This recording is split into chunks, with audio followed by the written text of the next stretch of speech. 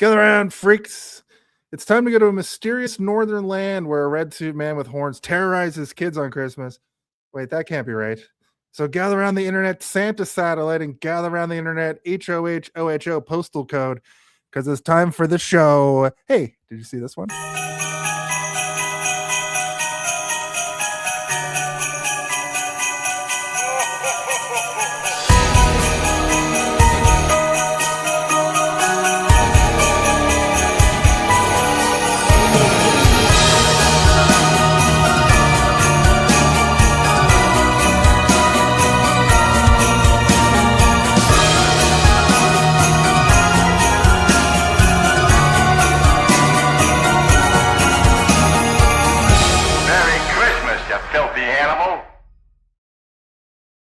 Merry Christmas, you filthy animal. Hello, everybody, and welcome to Hey, Did You See This One? The weekly review, reaction, roundtable discussion podcast where we just have to ask the question, hey, did you see this one? This is a show where we take a movie and we pull it apart. We talk about every element. We put it back together. We leave no stone unturned. And we make sure that we cover every single aspect of that movie for hours and hours into the night, into the Christmas night. Well, Matt smashes and crashes and bangs and booms. It is spooky Christmas month. It's sort of a grimoire book on the shelf that we've opened up, and tinsel has fallen out. But the tinsel is gooey and oozy. Last week we talked about a Christmas film by the name of Silent Night. Okay, well, hold on, Matt. Every time you move your laptop, it's like somebody is jamming a knife into my ear. You need to stop. Don't move first. I think it's like the microphone is rubbing on something or something. Wait for my phone. Oh, that's what it is. Yeah, your phone. Why does it do that? Maybe you have the microphone set up so that's instead of going through the earbuds, it's going through the microphone on the phone. Probably should have done this during the technical difficulties phase of the show. Yeah. All right, how about now? Is that better? Good. Do you hear me? You're good now, yeah. Do you hear me? No, you're good. Hold on, wait, yeah, my phone was in my pocket. It's just like you're my ass. Sorry to interrupt. Continue. That's all right. Last week we covered Silent Night, Deadly Night 2. This week we're talking about Rare Exports, A Christmas Tale, a lovely Finnish film that we will break down. I'd also, well, we kind of already introduced you, but I'd like to welcome back to the show. It's been a while, but Matt Philp is back. He's back. He's better than ever. He's wearing his Christmas PJs. They're all Christmas stuff. I, of course, am Jason R. Phillips, the Rare Export himself. What a loop!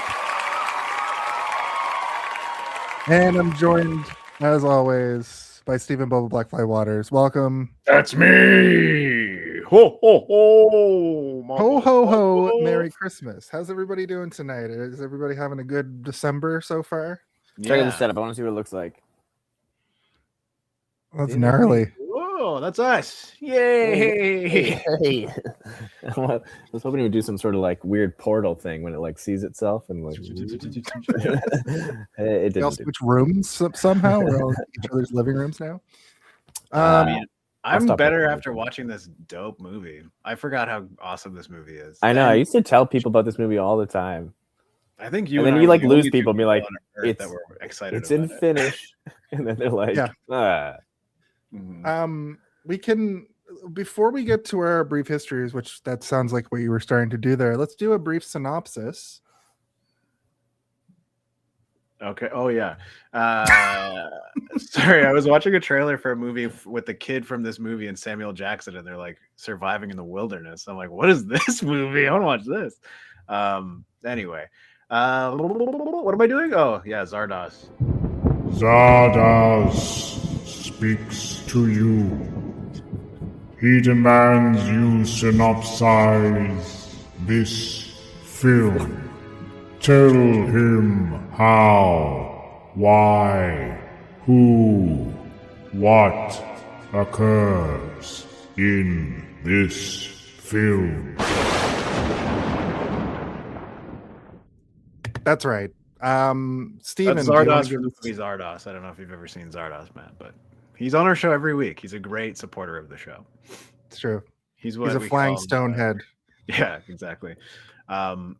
the story of this movie is about a small community of reindeer farmers, I guess. They raise reindeer and they sell the meat every year, and that's the And primary. potatoes. And potatoes, yes. But the story really comes to fruition when all of their reindeer mysteriously die. Also, at the top of the highest mountain in this community, there's a mining company that is digging for something in the top of the mountain. We don't know exactly what it is, but it's implied fairly early on that something is frozen in the ice and has been painstakingly packed in there to stay frozen by the ancestors of this community generations and generations ago, to make sure that whatever was frozen would stay frozen. And there's a kid who still believes in Santa Claus, and another kid who's like, "You still believe in Santa Claus? That's freaking stupid." They're all speaking Finnish, by the way, so it's you're kind of like, oh, it's interesting to see what the differences between like our version of Santa Claus as North American viewers versus this, where the story is taking place, and their interpretation of Santa Claus. Even the modern version is slightly different than ours, but then you get kind of like delve deeper into what the older renditions of Santa. It reminded me a lot of like when Dwight dresses up as like Gringelschlap or whatever for Christmas, and he comes and he's slapping people with sticks or whatever. He's like, "Have you been good or impish or oafish or whatever?" Yeah. From the Office. Yeah. Anyway, so they reveal sort of like the terrifying truth of what Santa Claus was actually like. And if you're familiar with Krampus, it sort of feels a lot like what Krampus is in other movies that sort of explore this darker edged version of Santa Claus. But yeah, the story is the mountain is being blasted apart by these miners, and they release something, and this community is affected heavily by it when all of their reindeer are basically like skinned and all the meat is gone. And everybody in the town is having their heaters and their ovens and their hair dryers stolen mysteriously. And every sack containing the potatoes in town has been stolen. It's like, so they stole some potatoes, who cares? And they go in and it's like, no, they didn't steal the potatoes, just the sacks. And you're kind of like, what's going on? And it's a mystery, and the mystery is revealed. And in all that, they steal all the children, but no one seems to care. They're like, he's probably off somewhere with a girl. Well, it's like in the 80s. They're all at each other's houses is the vibe that I get from that. Exactly. Even but like the police are being called about their heaters and the potatoes because like their kids are gone. Yeah, but their kids are just fucking zipping around on jet skis or not jet skis, snowmobiles all day. It was made very clear early on that there's wolves about. Yeah, but they don't give a fuck. This is a very rural community where they're like, the kids are off shooting ducks with their guns because everybody in this town has a fucking gun. But they're worried about my hairdryer. My hairdryer was stolen. But also, it's only been one day. It's not like they've been gone for 3 days or they've been gone for an entire day. They've only been gone for a few hours, so they're not yet at the point of like, where are my children? Why are they missing or whatever, right? Anyway, I get your point, but what I'm saying is like, even in our own youth, if we left our house at like 9 a.m, it was not odd for us to not come back without a word to our parents until like 3-4 p.m. kind of thing, right? So I can buy into that. But then they do an interesting twist, which is like, this synopsis gotten off the rails. Sorry, this is what happens when you interrupt me when I'm doing my synopsis. Sorry. I feel like last time I didn't talk at all, so this time I'm going to talk. You're going to talk the whole time? Anyway, they check my face for pesticide. They think that they found Santa Claus, but then there's a crazy twist that it's not quite Santa Claus. And we'll get into that when we talk about the meat and potato sacks of this tale. But yeah, that's more or less the story, is a small community dealing with strange events surrounding strange events. Yeah. Right. That's accurate. Cool. Well, with that, we can go into our brief histories with the film. Are you talking about the brief history? A brief history. So this is the section of the show where we sit back, we crack our drink, our beer, our juice, whatever we're drinking for the night, and then we kind of talk about our history with the film. Now, I understand you two, it's linked for you, so I'll go first this week. Okay. I just watched this movie this week. I had kind of heard about it from Steve talking about it, but what's interesting is I started it up. It didn't have subtitles, and I thought for a moment that you were just supposed to. I thought there was going to be so little finish that you're just supposed to like Interpret kind it of from like whatever context or whatever. yeah, but then it just fully went into it. So I had to go find a subtitle track, which I was able to. Luckily, the second I turned the subtitles on, I already found that I had missed plot, so I had to rewind. Yeah, and then the second after that, when you added the subtitles, I was like, it's on Prime, and you're like, oh Yeah. shit. Oh. I guess I should have checked. Yeah. But yeah, that's pretty much it for me, and I had a good time with it. It's an interesting film. It's nice and short, but it's like it gets right to the point. It keeps moving. Yeah, But I understand you guys. You know, some short movies sometimes will feel. I've never, like there's a couple movies that we watched on the show where it's like a 90-minute movie. I'm like, this feels like it's 3 hours long. Like I watched The Guyver 2 today, and that's like the same length as this. And I looked down at the time, and I was like, "How's it only been 17 minutes?" Because the movie's done. I watched the new Jurassic Park movie that just came out on streaming, and I remember being like, this movie must be like 3 hours long. And I was like, what? It's been like an hour. And I checked and it had only been 15 minutes. It's like, what is happening? What type of time warp movie is this? That movie was so weird. Yeah. The dialogue was so strange. I have never been more convinced in my life that a movie was written by AI. Just ever. Yeah. I kind of thought it was like, it seemed like they were purposely not showing people talk. Like they were talking, but like it was a person over there, like off screen. And then the person like listening would be like, like it was like everything was like voiced over. Yeah. I was very sometimes strange. I think that's easier to subtitle so that That's what I was thinking. International thing, but Yeah. Anyway, let's not talk about that pilot Dongus. triceratops shit. Dongus. It's one huge pile of shit. Matt, why don't you go first and tell us about your history? I have a feeling it's going to be similar to Steve's, though. I honestly don't even know when I saw this. I remember. If you want me to take over, We saw it together. I don't know. we definitely Okay. did. So you and I think like Andrew, like a couple of our other friends, like almost like every Friday, we would go to either my house or your house, and we would watch like the new trailers on Apple Trailers, and we would just like sit there and watch them. And then after like we finished school and stuff, like we would still do that, and we would send them to each other. And I remember you sent me this, and because like you were like, this movie looks amazing.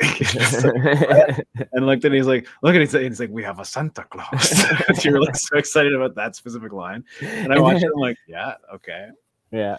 And the part like, and then in the movie, it's just like they have him captured already, but you don't realize it in the trailer, but like he's in the back of the truck, like the helper, and he just like creeps down, like looks at the boy. Yeah. Scary. It was good. It was a good trailer. And it got us excited, and then we realized that it was an international movie and it was going to be a little bit harder to track down than the typical like Guillermo del Toro movie or something, right? Where it's like, yes, it's in a foreign language film and it's in subtitles, but you can still find it in every friggin' theater you go to. This one, I think we had to go to like a special movie theater far away because we were like, did I see it in the movie theaters? Maybe I did.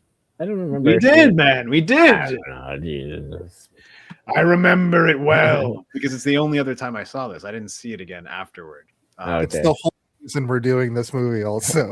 Because like I have it on my hard drive, which like back in the day I used to have a bunch of movies on my hard drive when I was at university, and then you'd be able to like tap into the network in the university and just like everyone shares their movies on the internet or whatever. And someone had it there, and I remember being like, oh yeah. So we gotta watch this shit. but like it's funny now. So like I feel like I wasn't very good at watching, say, subtitle movies, or it's definitely hard to convince someone to. But like lately, Mel and I, like all we do is like we watch regular TV with subtitles. Yeah. That's a millennial thing, I think, because we're all just like yeah distracted by our minds, and I can't hear anything that's going on TV, even though I can hear perfectly. Yeah. I mean, I didn't realize until a little later in life that I have like an audio processing issue. Like I cannot often, unless I'm like fully devoted attention to you, like you just sound like the guy who's the Swedish chef from the Muppets or something. Like, what are you saying? So I need to have subtitles. And you know, you go to like a boomer's house or something, like my parents, and I'll put subtitles on, and they'll get like super mad at me. Like, what do you have the subtitles on? Jesus. My dad, when I first discovered I needed it, I went to my dad's. I was probably like 28, and I was like, can we put subtitles on? And he was like, no, because then I'm going to be trying to read the subtitles the whole time and miss what's happening in the movie. And I'm like, you can't do both. And he's like, no. So I'm like, it's easier to do both when it's like English. yeah, true. Kind of like just kind of like, oh, what did they just say? You just catch like that word you missed or whatever. But yeah, when it's in a different language, and I'm constantly like that, reading the bottom, missing kind of what's happening. I understand that. But anyways, the history. I've probably seen this movie several times. I don't remember the last time. It's been like probably a few years since I watched it, but I think it was like one of those first kind of like horror Christmas movies to me. And then there was like a stream of them after that, where it just seemed like they're kept every year. There was like a new one, so maybe I was missing them before or whatever. But like, yeah, it's been a sort of a horror subgenre forever, but like it comes in waves, right? There was like a big wave in the 70s, and then there was another one in the late 80s, like Critters, for example, or not Critters. Gremlins is technically sort of like a PG-13 in betweener Christmas horror movie, but you know they come and go, and then Die Hard if you want to. And then Die Hard If You Want To sounds like the next Die Hard movie. So yeah, anyway, you're right about that, where it's like there was sort of a blank bubble before this, but there was a few that existed around it. And then a couple of years ago, there was another one, and it hasn't really started up again yet. I mean, they had that one with David Harbour that came out like 2 years ago where he's Santa Claus, like basically like fighting terrorism or Violent Night. Yeah, it's like if Die Hard was actually a Christmas movie. Mm-hmm. Yeah. There's my one I remember. My like dad's this, obsessed with that movie. Every Christmas now, he's like, "Let's watch that one where Santa Claus is killing people with an axe." Like, okay, Where Santa Claus drives angry. yeah. Like, just drive angry. There's one called The Krampus or Krampus with I think it was with Adam Scott. Is that his name? There's That's a his shitload of Krampus movies, but there is that one big budget one that came out a couple years ago with like a pretty good cast, and yeah, We were trying to come up with Decent with budget. Christmas movies, and I kept being like the Babadook, and everybody's like, that's not. And I meant to say Krampus. The I was trying to Babadook. say Krampus, but my brain kept saying the Babadook. So I have a friend that's from Austria, and like I guess like Austria, I'm going to lump it into the Scandinavian countries, even though it isn't. Is like they're big on the Krampus and like that kind of imagery of like the Santa with the horns and all that kind of stuff. mm-hmm.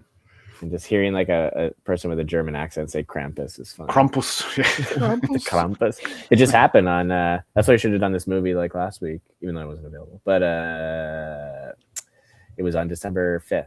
Last Friday was like I forget what they call it, but it's like Krampus Day or something. It's where the Krampus comes down from the mountain. Krampus comes down from the mountain and beats you with a birch stick. All right. That's kind of what the book in this movie is talking Yeah, about. showed him doing it. He had like a little stick. Didn't he like find like? Well, yeah, he goes to his dad and he's like 15 Hit lashes. me with this. Make Krampus happy. But I mean, even at the end of the movie, when they find him in the ice, he's got the big giant horn. Like he looks like Krampus. Like I'm pretty sure it's supposed to be Krampus and not Santa Claus. But you said it right too when you texted me. You're like, I forgot how wild this movie gets in the last 20 minutes. It does. So true. It's It insane. does get pretty wild. As soon as like he, pretty much like the point I think is when he, like the boy like drops his dog. He like becomes a man. It just turns into this wild movie. Turns into Becomes Sylvester like an Stallone. action zombie movie. Yeah. Good movie. All right, so we done here? Yeah, Yeah, we're done we with can go into the production the talks. brief history, but yeah, we can go into Oh, wait. production talk. Yeah, what were we supposed to talk about? History? Just our history of the movie? Yeah, Yeah. but My history also, like I've told people about this movie a bunch, and it's always popped up on lists too, like best Christmas movies. It's always like on there, and people are like, "What the hell is that?" But no. I saw somebody online say that like this was the scariest movie to them, but they must have watched it when they were like super young, because I didn't really get. I thought there was going to be a rampage and Krampus at the end, which I'll get. It's like one of my problems with the movie, but I'll get to that later. Stamping Krampus. I wanted a Stampin' Godzilla Krampus, which they kind of build up and never really do. But I could see some of the scenes, like when the helpers kind of come out of the woodwork. That's pretty messed up. I kind of like the way it played out, but it's definitely not a scary movie. I don't think. I mean, I think if you're a little kid, it's probably pretty freaky, because it's. If Christmas is coming in 3 days and you're shown this movie, please don't come to my house, Santa. But I mean, it does an adequate job of ramping tension, which when you're a little kid, tension just means scary, right? That's what it is. And there's some freaky imagery. There's also like 20,000 old man dongs in this movie, which you're like, ugh, good lord. That much. I mean, maybe I had the gamma jacked up too high on my fucking TV. The shadows Super were not bright. hiding anything. See every Yeah. dong. I felt like I had to look kind of closely. I thought it was like when they all showed up at the. And Matt's the like right corral up against the screen, being like, I see an old man on dong. my 100-inch screen. I'm like, Yeah, you're using a projector. All the darks are muddy. no, I didn't watch on this, but yeah. But I was like, did they cover them up like Barbie dolls? But no, then you just see one kind of like flap in the wind. Flopping around. Anyway, we're like, no. I was gonna try and make a dick joke with Deck the Halls, and I'm like, we're Dick the Dick Halls? the Hall- Dick and balls Dick with the the balls with Dick and balls. We did it. We got Yeah, there. okay, well, I got Anyway, there. I was very happy when I rewatched it. I was like, this is a So was great I, movie. and I'm happy to talk about this movie in depth with you guys. So let's do a quick director talk or production talk. I don't have a lot to say, but if you guys Not do, too let's- All right. Quiet on set. Are we rolling? Okay, let's shoot this piece of Sound.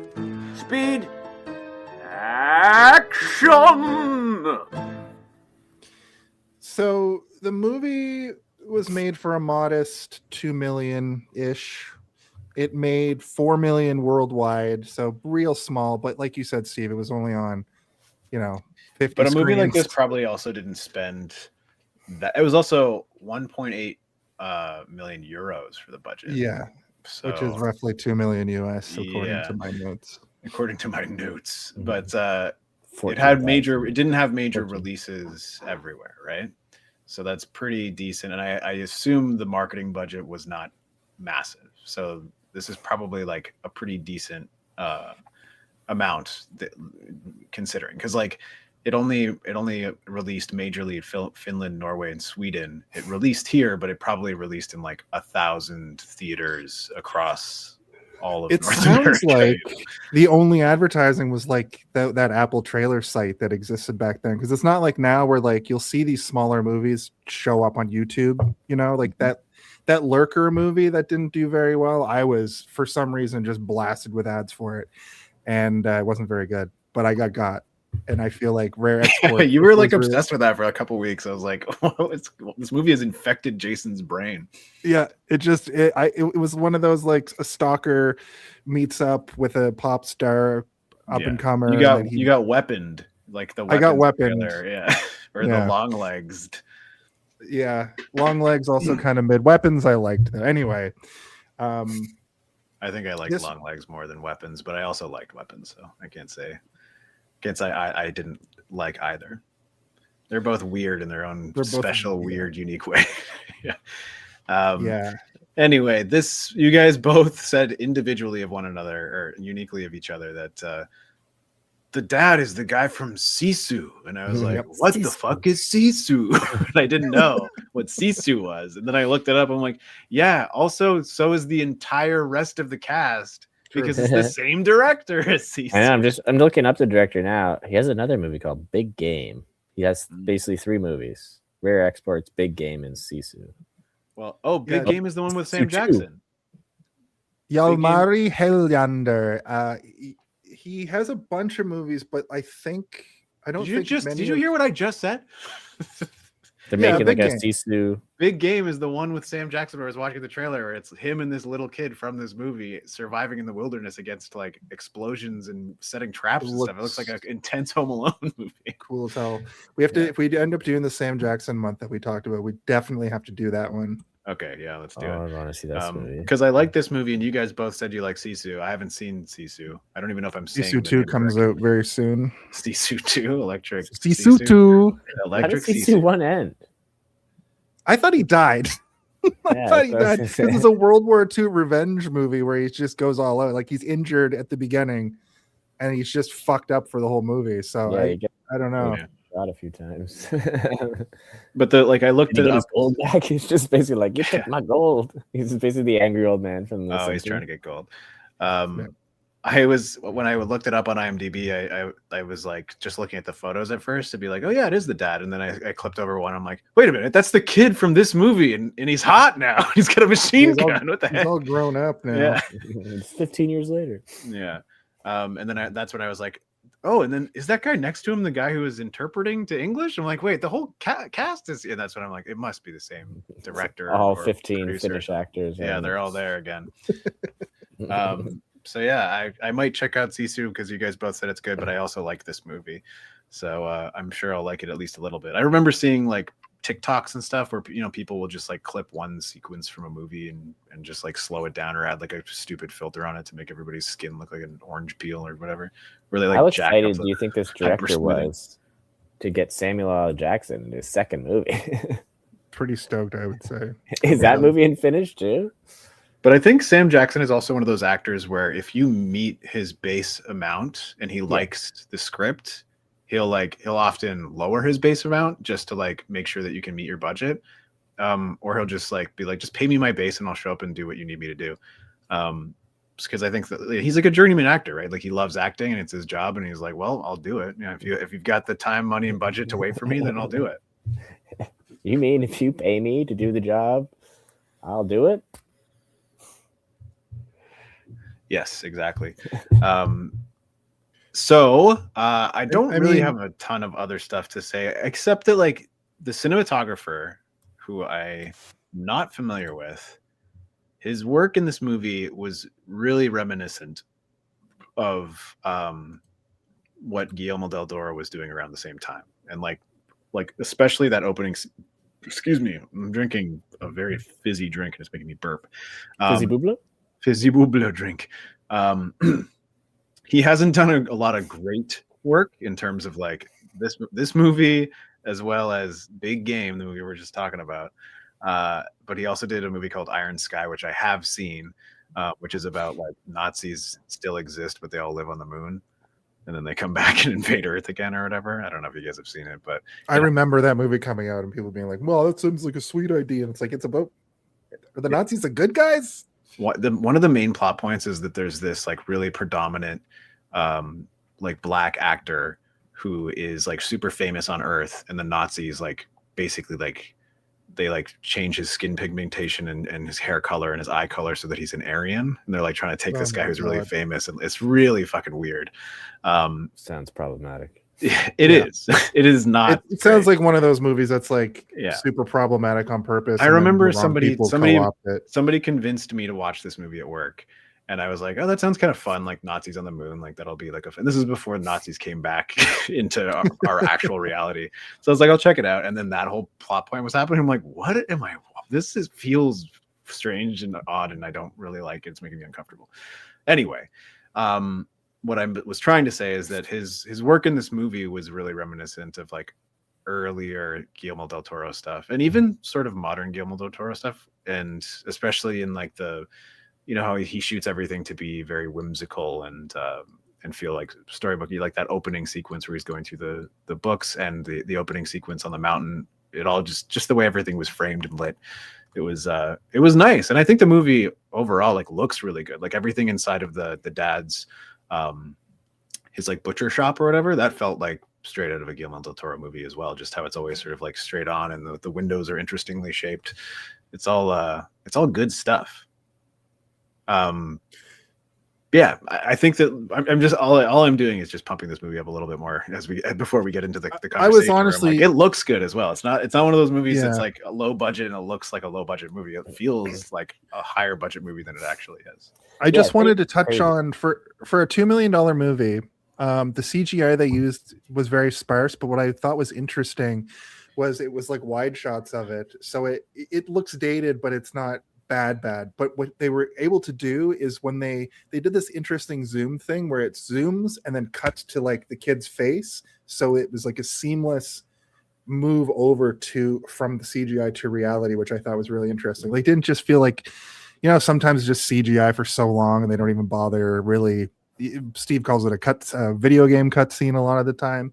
Yeah. I was concerned that it was going to get bad, and then it didn't. They used it very sparingly, probably because they didn't have the budget to really do it. Yeah, and then none of the CGI in this looks good, but like they're doing the Jurassic Park trick of like hide it with dark lighting and long shots, and you never really feel like, oh, this is like in The Matrix Reloaded, where all of a sudden Keanu Reeves is a rubber man fighting a bunch of rubber men.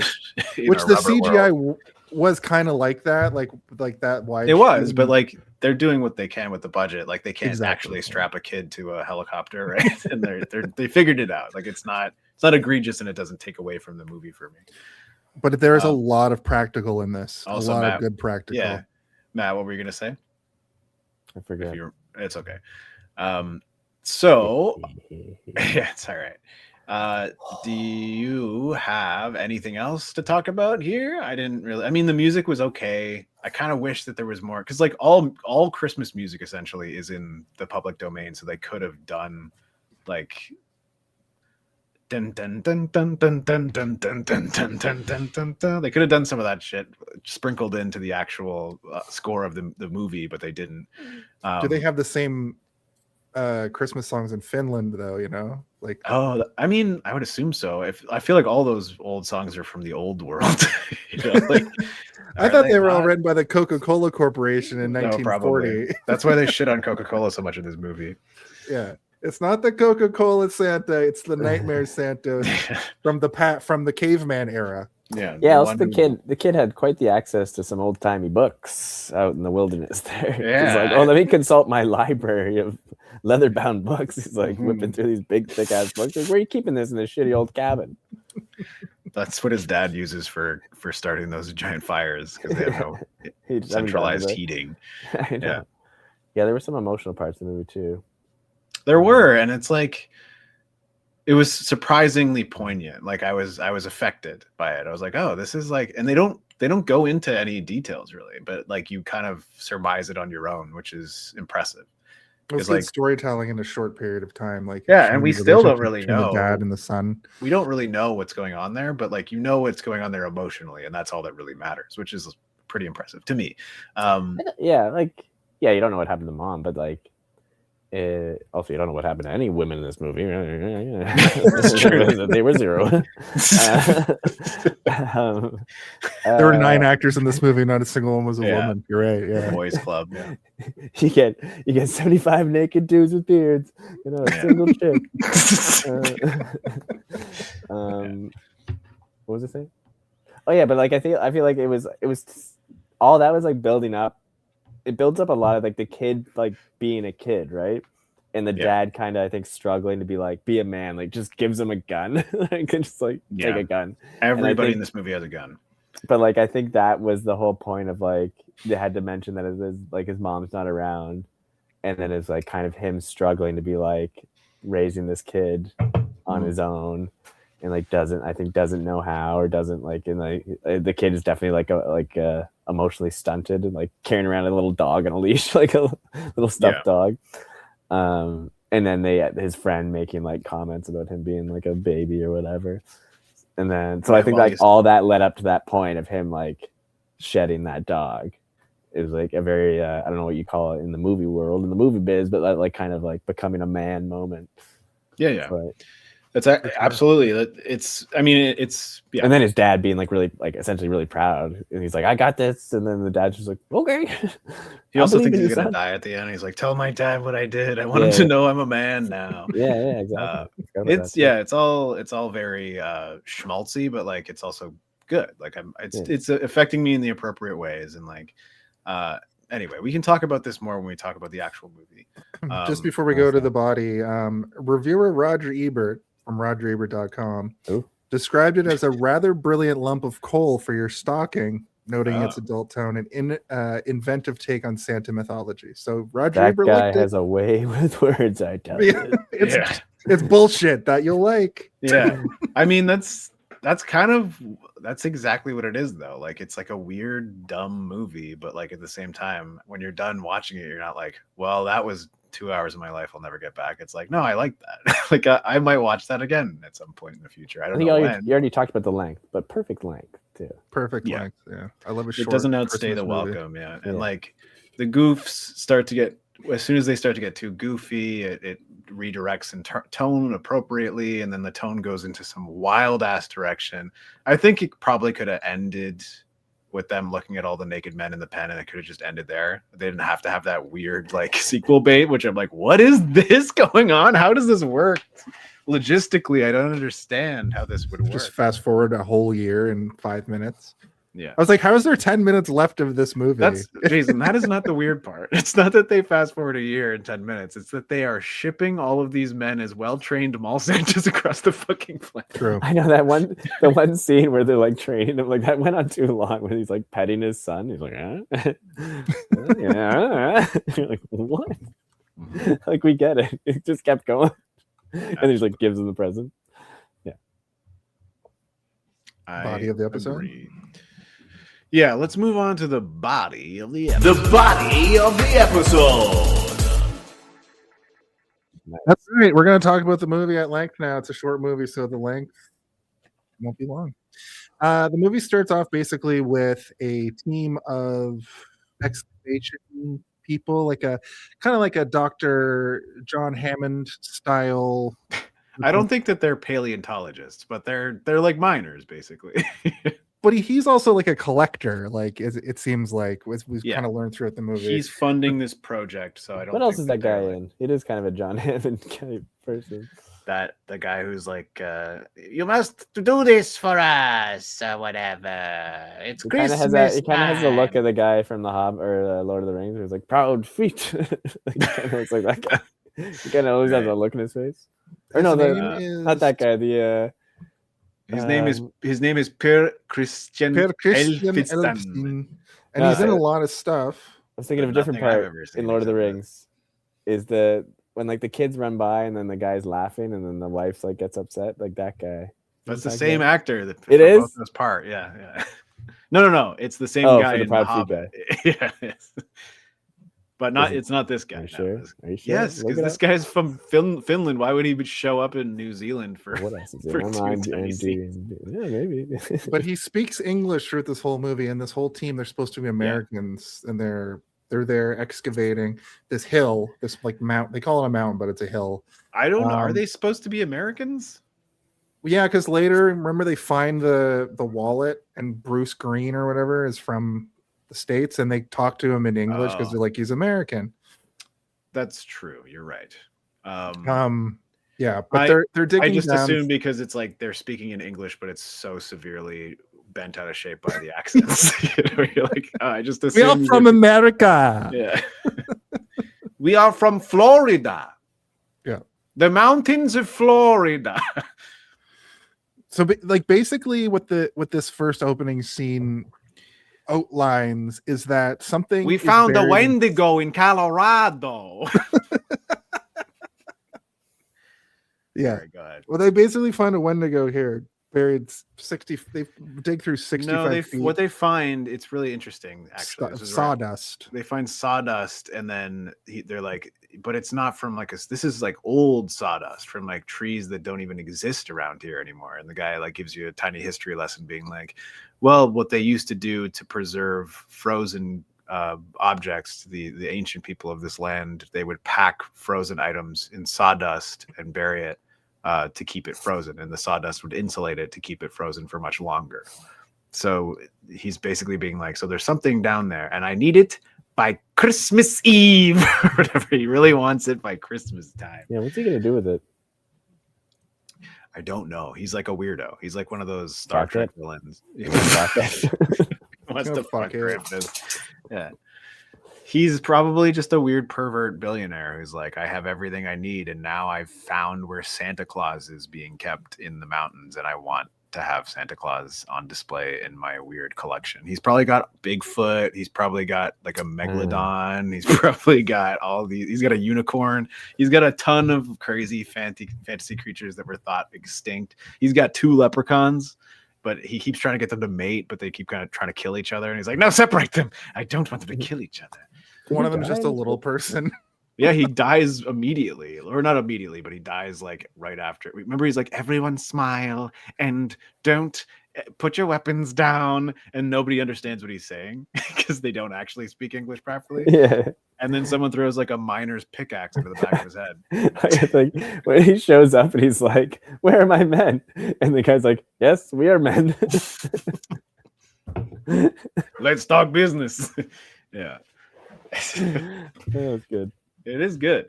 All right, sorry, I'm interrupted. The comedy in this movie absolutely lands almost every time it's meant to, which I appreciate as well, especially from like a movie. Sometimes movies like this, like the wrong bits of comedy land, or you find things funny that aren't meant to, but like the jokes that they have written into the script are also landing appropriately. What we kind of find out is he has this weird list that they're all like, why do we have to follow this list of rules? Clean behind your ears. I pulled the list up here because I didn't get a good look at it. Here's the list. Oh, nice. And then it turns out, good job, later- Jason. This is a good thing you've done. What's did it. cavorting? Yelling at each other, I think, or talking. I think I think it uh, means arguing, like like yeah. arguing with each other. But arguing is the next. Oh, you're right. Maybe it means horseplay. Yeah. No fucking each other. What it is like these are all things that would make you naughty. Cavort thy neighbor's wife. Yeah. No cavorting your neighbor's wife. But then like clean behind your ears. This is funny shit. And then he like almost Jump or slaps dance them. around excitedly. Cavort. Oh. To jump around excitedly. I'm gonna start throwing that into my lexicon. Yeah. Tell your students to stop cavorting. Say no cavorting. Yeah. Just make a giant no cavorting sign for your classroom and your office. I told you only cavorting between 3 and 4, and in this designated cavorting area. Yeah. This cavorting week.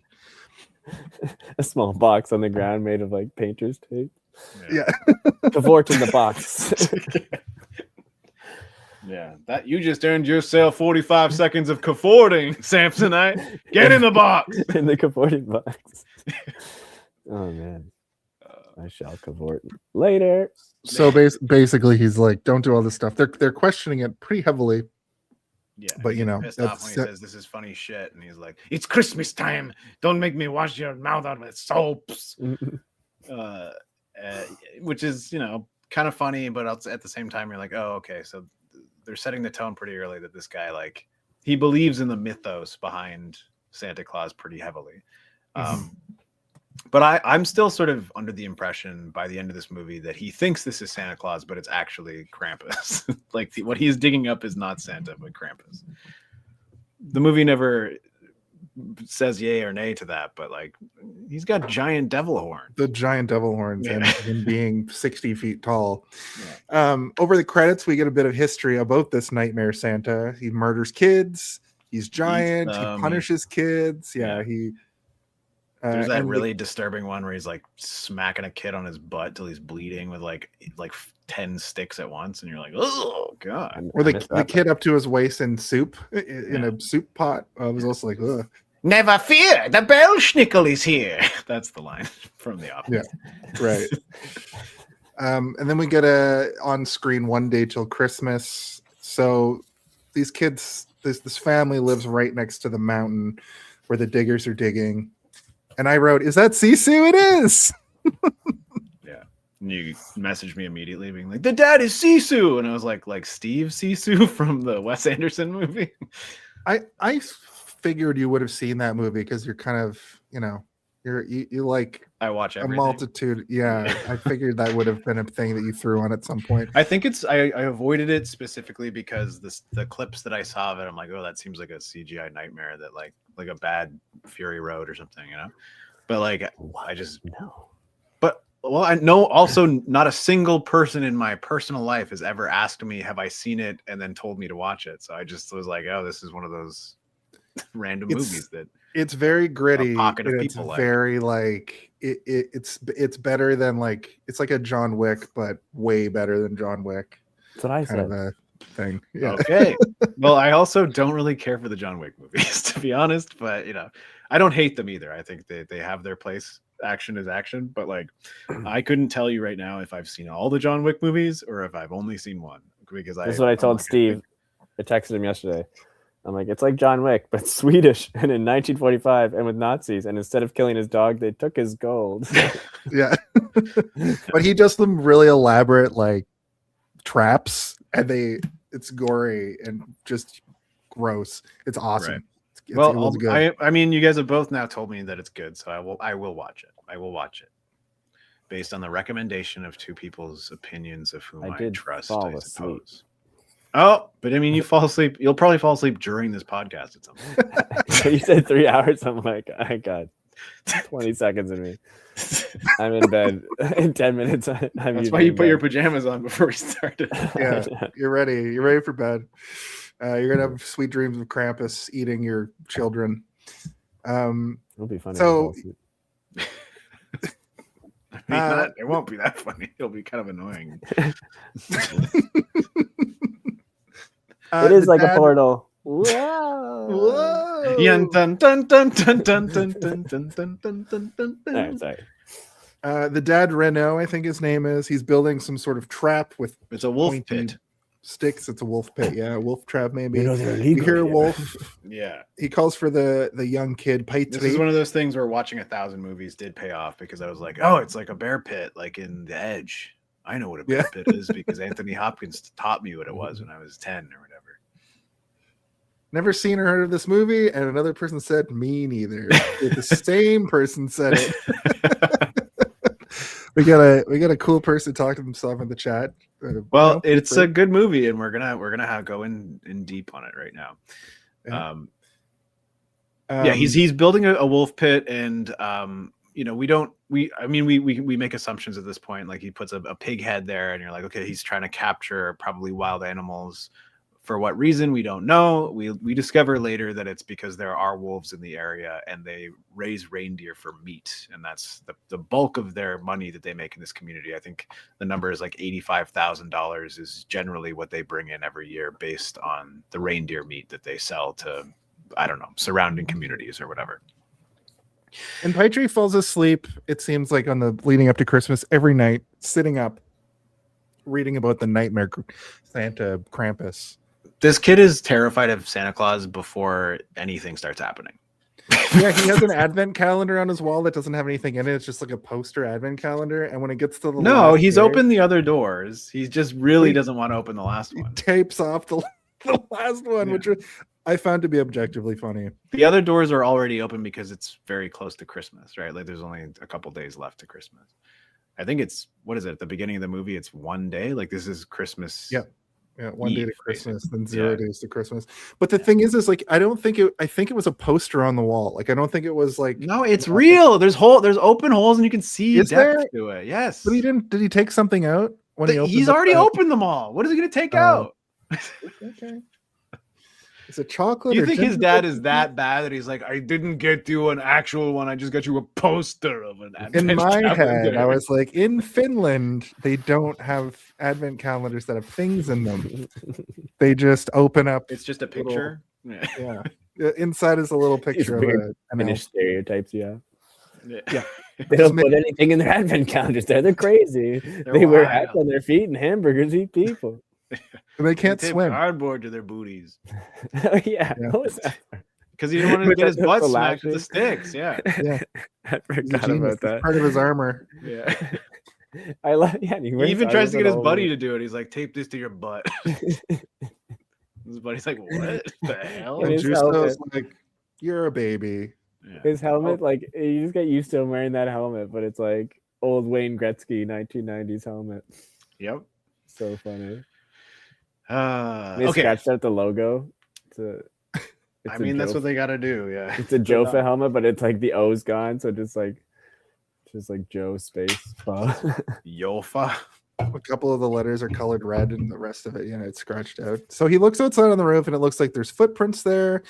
And I wrote down, put some pants on, kid, because this kid is like bottomless with underwear on and just like running outside. And I'm like, how used to the cold do you have to be in your tighty whities? I was thinking that too. I'm like, this In the kid deep runs winter. out with his tighty whities, does not put pants on for like he must have sweatpants lying around somewhere. Like, yeah, throw those on. He's probably so cold. But then he also is like waiting in the cold, and his dad is threatening him, being like, the wolves are out there. They'll eat you if you don't come in. And he's like, I don't want to come in. He's like, well, you gotta, because I'm busy cutting open this animal.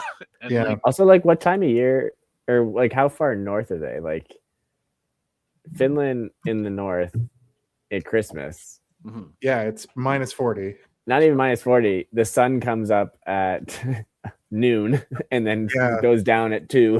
Like it's Well, that I was thinking about that too, because like the the times of daylight in this movie are so brief that it seems like even them just driving like 20 minutes down the road and then back, like the sun is gone, and you're like, oh, okay.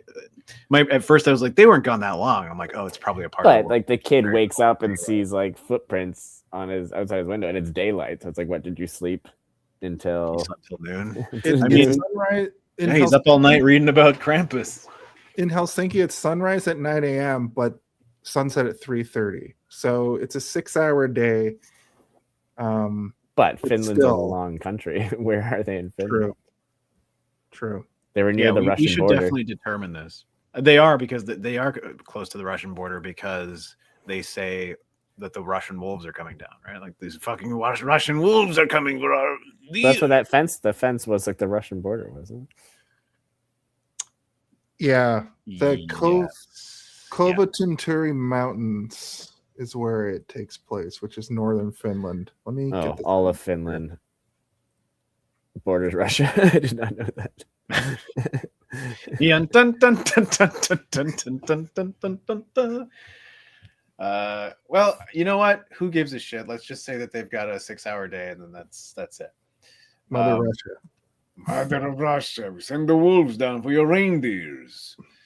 But yeah, he's upset because he sees the footprints outside his window. But then this is where we realize that his dad is basically like a butcher sort of thing, right? His dad skins. He probably would, which is kind of crazy to think about, that all those deer that they were probably going to slaughter, he would be the one that would reindeer. You can call them deer, I'm sure. Okay, fine. All those reindeer that they were going to slaughter, he would probably have to be the one that like skins, cleans, and prepares all that meat, right? Which is why his butcher shop is like a giant barn, but also looks like a crazy torture chamber from like a psychological horror or something. All movie. Yeah, Easy to hose down the blood. easy to hose down. Yeah, it's all tiled and it's very grimy, and it reminded me a lot of Mimic. Remember when we watched Mimic recently, Jason? Like, Yeah.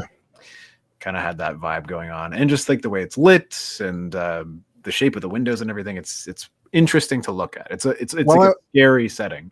While I was watching it, I wasn't thinking about Guillermo del Toro, but now I'm like rewatching it in my head through that lens, and this director is like the Finnish Guillermo del Toro. The way he shows things, the way he frames things, the weirdness of rooms that he shows, even like Paitri's room is very like Christmassy, but it's got like a darkness to it. Because he's Also, like his this name's just Peter. afraid. Right? Isn't that the translation, Peter? We can call him Peter. Can we call him Peter? Okay. Yeah. I made sure to learn all their names, kind of. Petri. Yuso. I won't do that all night. That's a lot. So Dad tells him to get dressed.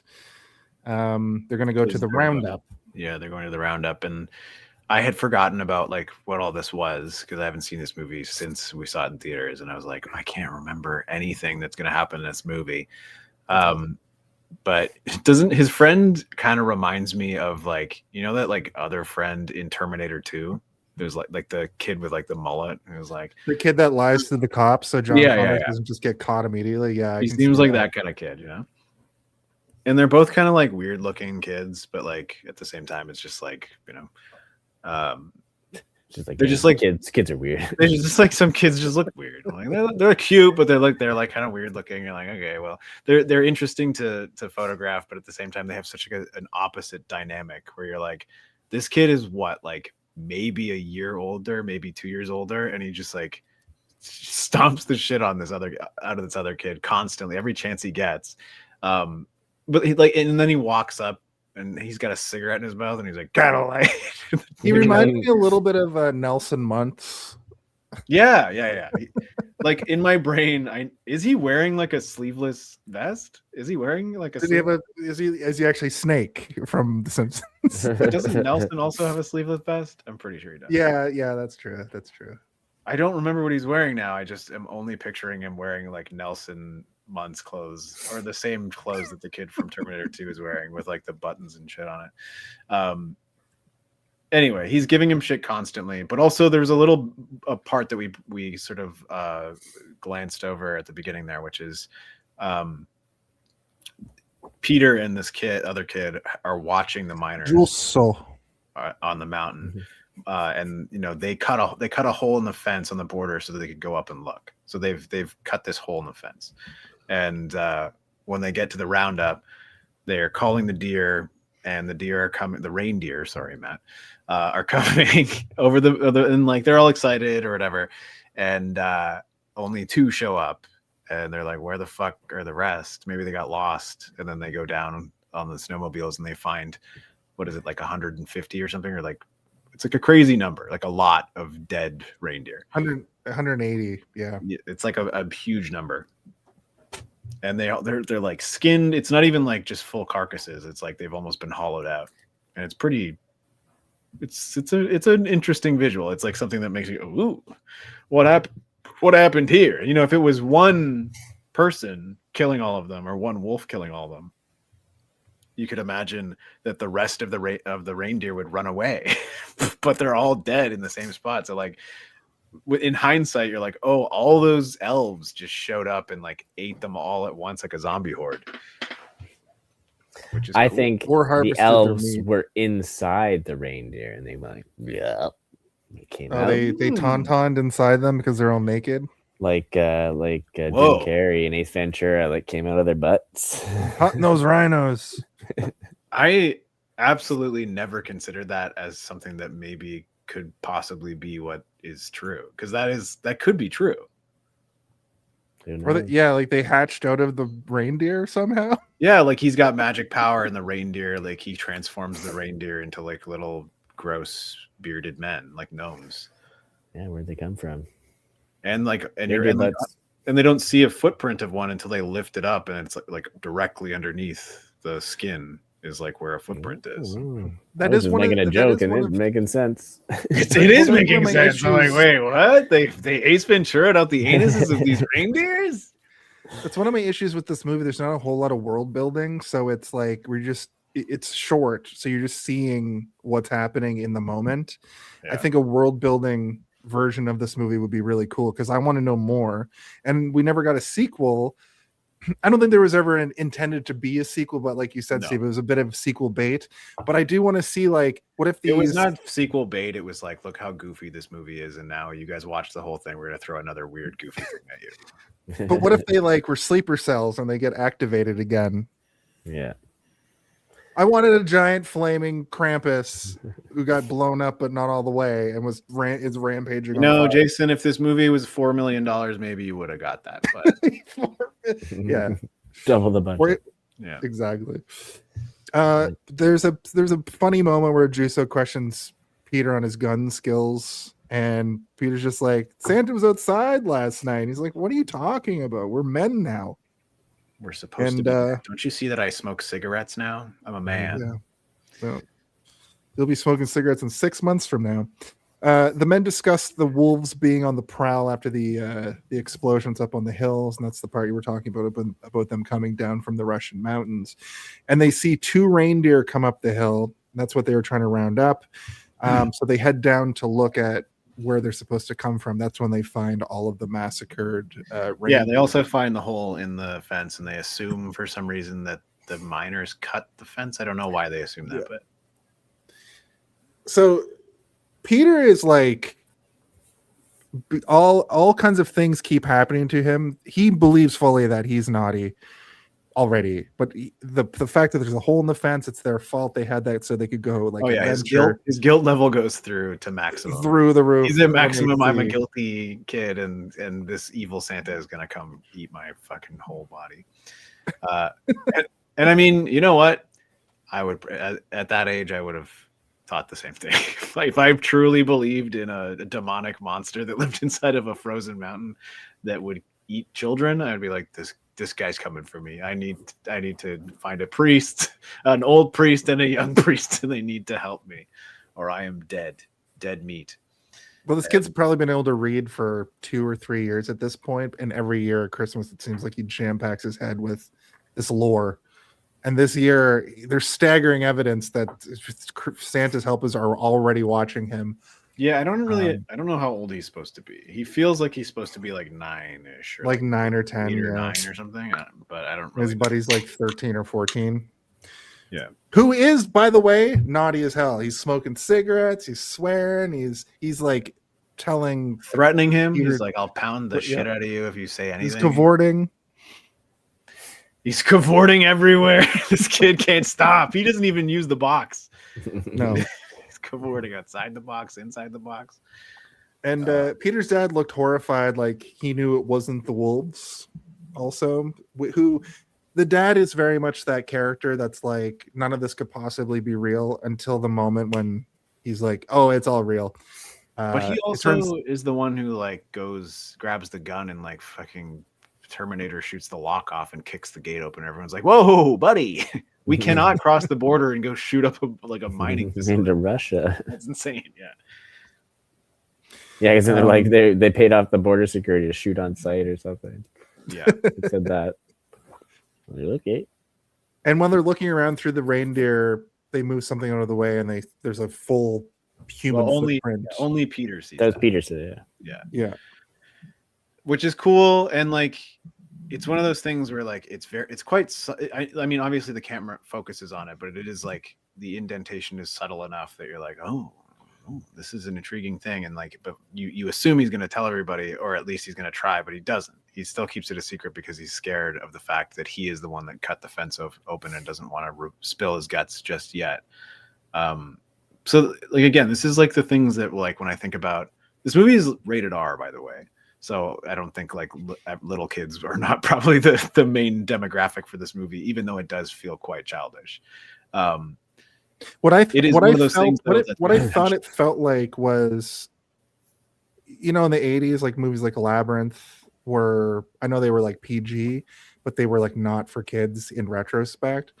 I could see a parent say, oh, it's just a Christmas movie about some kids, finding Yeah, Santa. I also think that the only reason this movie is rated R is all the old man dongs. Yeah.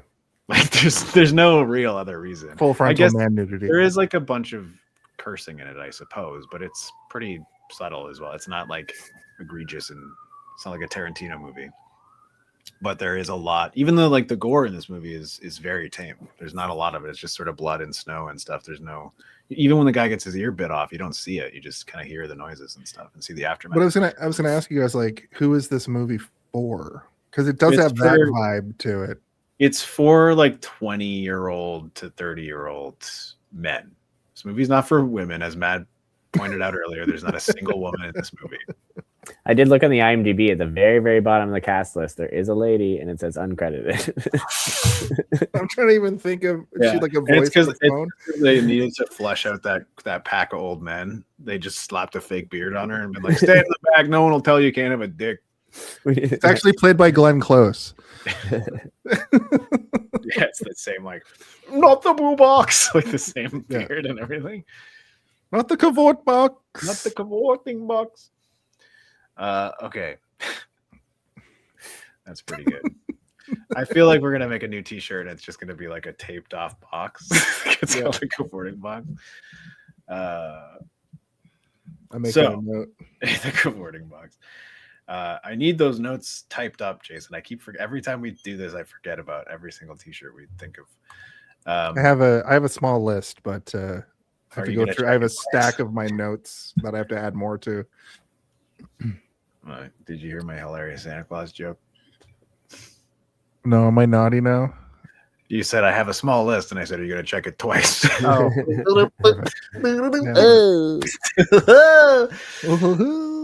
So, the movie kind of becomes the thing a little bit. They head up to the mountain and they get to the excavation site. It's abandoned. The windows and doors. I like this part too. This is left where again, open. where like tension. If you are a child watching this movie, this is where it is going to be scary to you. You're going to be freaking out.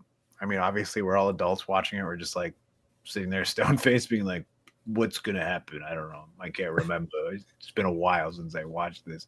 Did you find it insane how deep they were able to dig this hole in like what 2 days, 1 day? It's crazy. What they were able to do. At They the use beginning of the dynamite. movie, the prologue to the movie, when that man is giving his speech, he says, "You have 23 days to do this." Oh, okay. Yeah, so that's before we see the 1 day to Christmas. They probably should have had one of those before that as well. 23 days to Christmas is the Yeah, movie that- starts that- with that. Yeah. Because I don't think I read the subtitle as I should have, and I was like, "What is this counter for?" Like I just like it's like Groundhog's Day, so like it's restarting a timer that I didn't know about, and then I realized as we went through what it was because they do it a few more times. But yeah, they maybe should have done it at the beginning as well. Anyway, so but also like I was like, what are they going to find in there? Is it going to be all the corpses of all the guys that were working or something, or is it going to be something freaky? But it's just a big hole. And they're like, no, they weren't doing, because they thought they were doing geological tests or something, right? And they're like, no, it's not that. They were excavating something. This is some Indiana Jones shit. They found like a tomb or something. They found the Ark of the Covenant in this mountain, or Noah's Ark, or They walk in and all their faces melt, and then the credits crystal roll. skulls. I was gonna try and think of more arcs. It was like they found Noah's Ark, the Ark of the Covenant, The video game Arc Raiders. they found Arky Buncher's Ark. I don't know. Fuck. Arky Buncher. Arky Buncher. Yeah. They found him down there hiding. So back at the little hovel, the little home they live in, which is a nice little kind of shack house. I liked it. A lot, yeah. This is like the kind of What house. year is this movie taking place in? Like, is Who it gives a shit? modern? Okay, fair enough. That's it's one the of those, 80s. I mean, it could be. Timey snowmobiles. There's no Nope. cell phones. Nobody's using a cell phone. Nobody seems to. It's all walkie-talkies and stuff, and like the cars are very, very old. But like, it could be modern but that town is so out of touch and far away that it's like, I assume modern Finland does not look like a bunch of like ramshackle houses and like snow-covered wheel wells and stuff. Like you see their property and it looks like almost like what you would consider sort of like a hillbilly or something. You know how they have like a bunch of rotted cars and stuff. It's just like that's what it looks like. But it's like you assume it's like they keep all that stuff for functionality, where it's like if my car breaks down, I could rummage through this other car for a piece that might work and I can just replace it and keep my car running or whatever. That's sort of the vibe of this area. It's very rural and they just like use scraps for what they need. And like obviously they heat their house with like a central fireplace, right? Like he's gonna build a fire to warm the home. And the kid puts a bear trap in it. Yes. So good. The father's cooking. There's that funny scene where like Peter's freaked out. He had staples to the door on the advent calendar, and now he's got his armor on. He shows Juso as evidence, and it's the Santa cooking kids and the whole legend that we kind of talked about, where they buried Santa by luring him into the ice, cut the ice of the lake, and buried it in the mountain. Peter really wants to tell the truth, but Juso refuses because he's like, are you kidding me? They're gonna ground us forever if we tell them the truth. Yeah. But this is where you can tell that like Peter is very much like, I believe every single word of what I've created in my own mind. It's not like anybody else told him this. He's just like putting all the pieces together himself, being like, this is all it could be. Like, what else could it be? It's only the shit that I read in this stack of books that I have for some reason, and my own fears. Good thing he's right. It turns out he's correct. It's just not right, and the credits roll, and that's the movie. It's like, you're wrong. Credits. Father and son sit down to some gingerbread. Their mom is gone. I was talking about earlier, where I'm like, I think this moment is like about way more than just the mom being gone, but the mom being gone is obviously like a very important part of it. But I found it touching because it's like a father who's incapable of emotionally connecting to his son.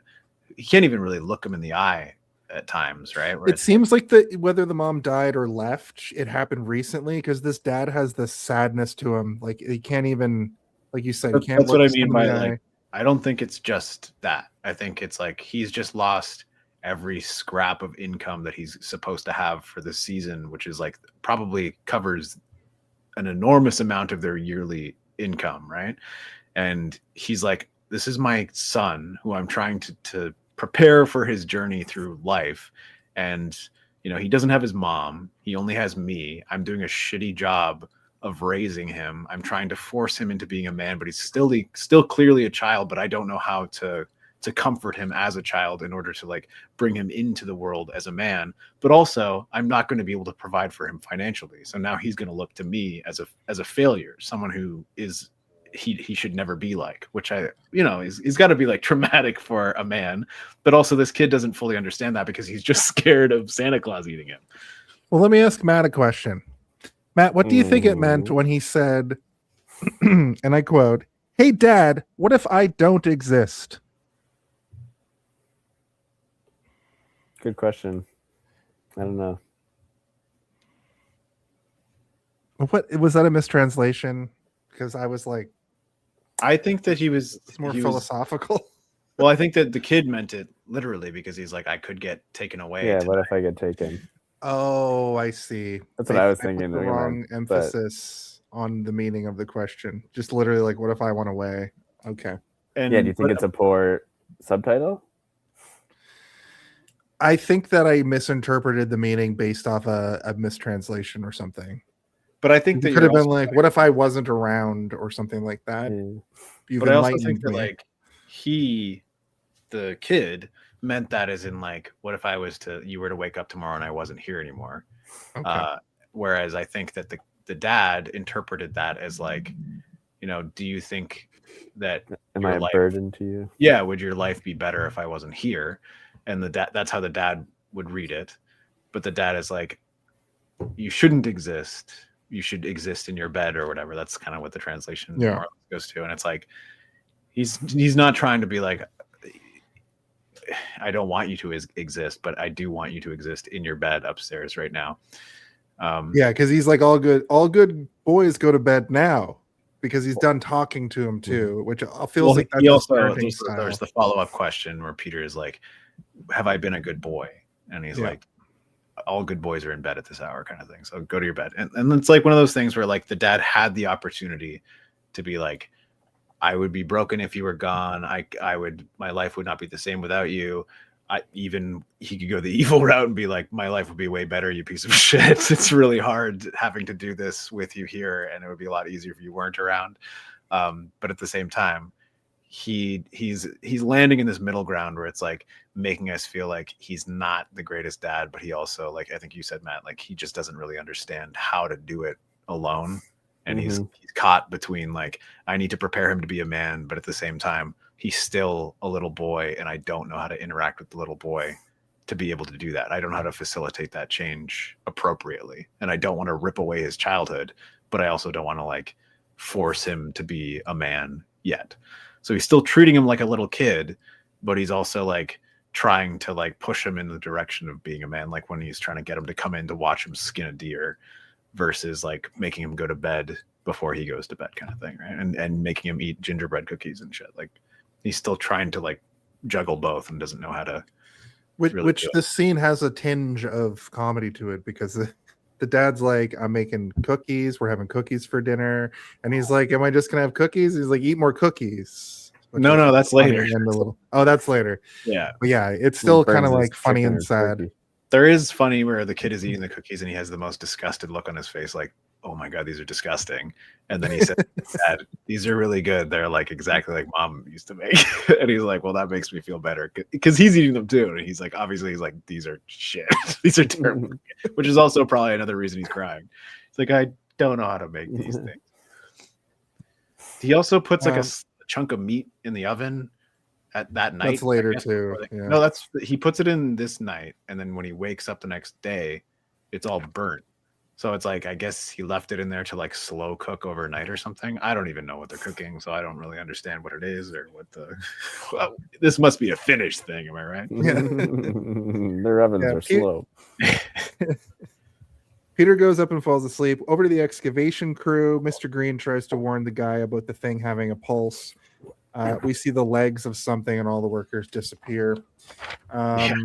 It's pretty And good. then we get the 0 days to Christmas. But it's also No. like a really good Looney Tunes moment. Me and Matt were talking about this earlier today, where like he's on the radio and he's like, "Men," he turns around and all their helmets are just like like spinning on the ice. It's just a cartoon. But good. Like it's like something out of a Predator movie, but way less gory, you know, Mhm. and funny. So yeah, the next morning, the fireplace explodes, but it's that trap that Matt had mentioned, and because of this, he's grounded for Christmas. Obviously, he set up an elaborate trap because Santa comes down the chimney, but he set up Yeah. a bear trap. So when he goes to put the wood in, it pops, Yeah.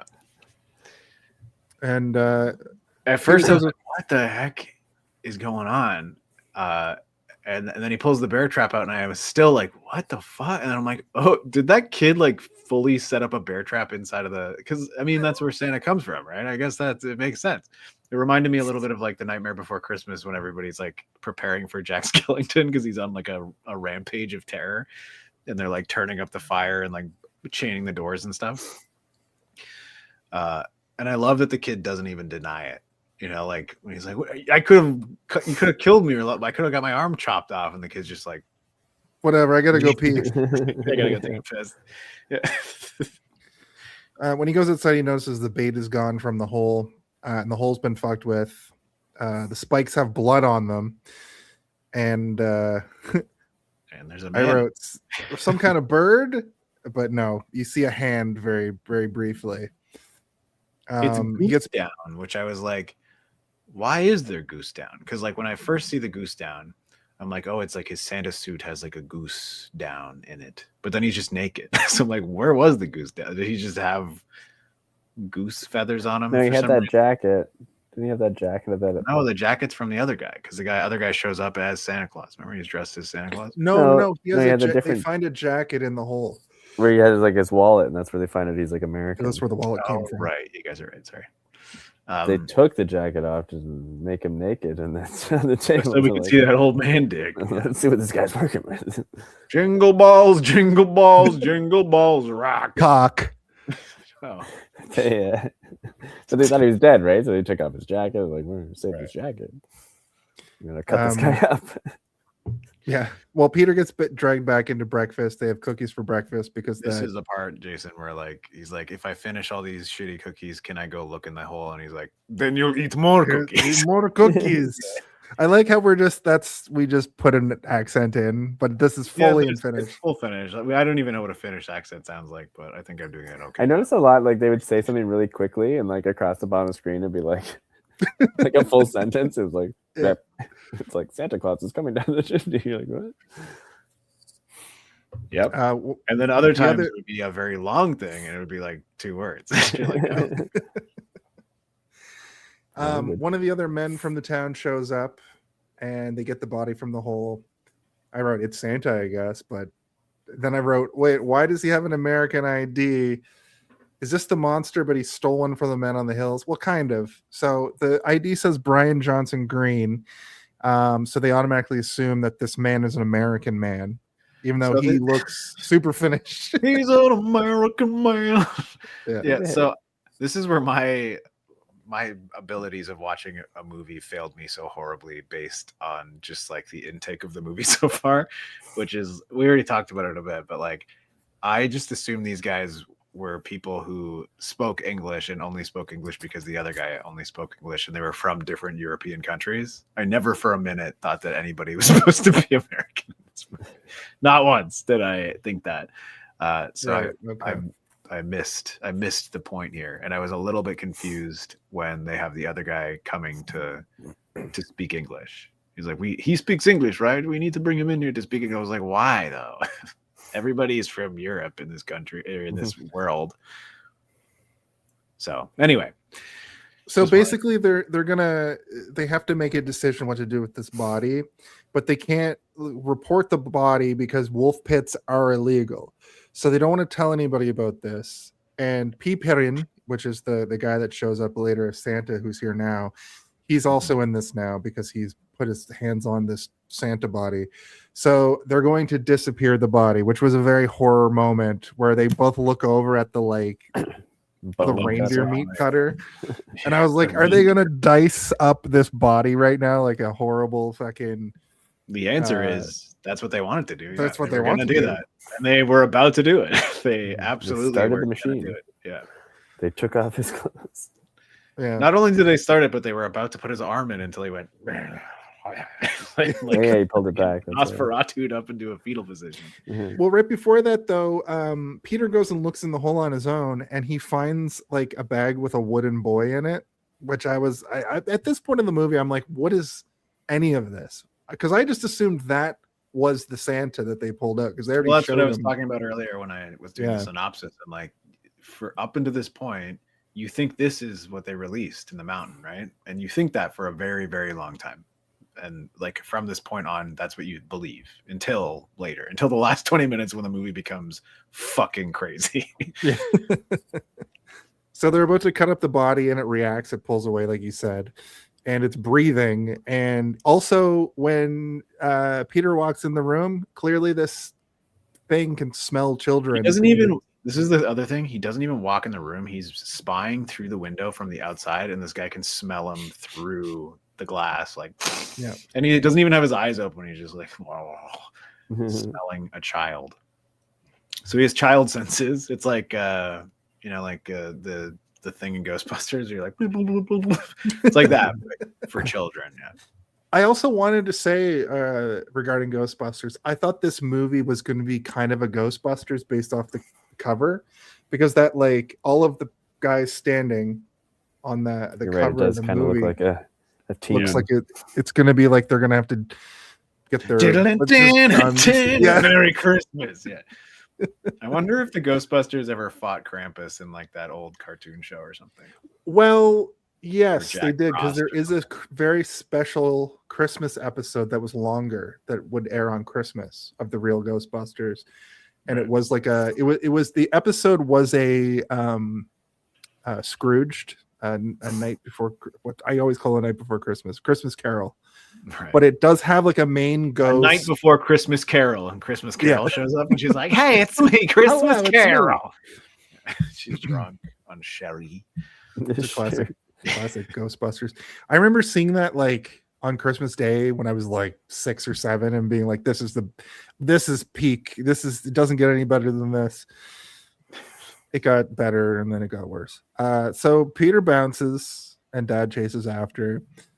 And he catches up to him, hailing the police, which Yeah.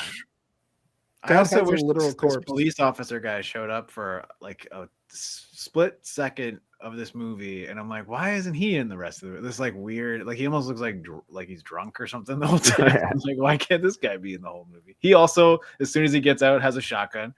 From this point, as soon as they give Peter a shotgun or like a rifle in this movie, everybody has a gun. Sometimes more than one gun.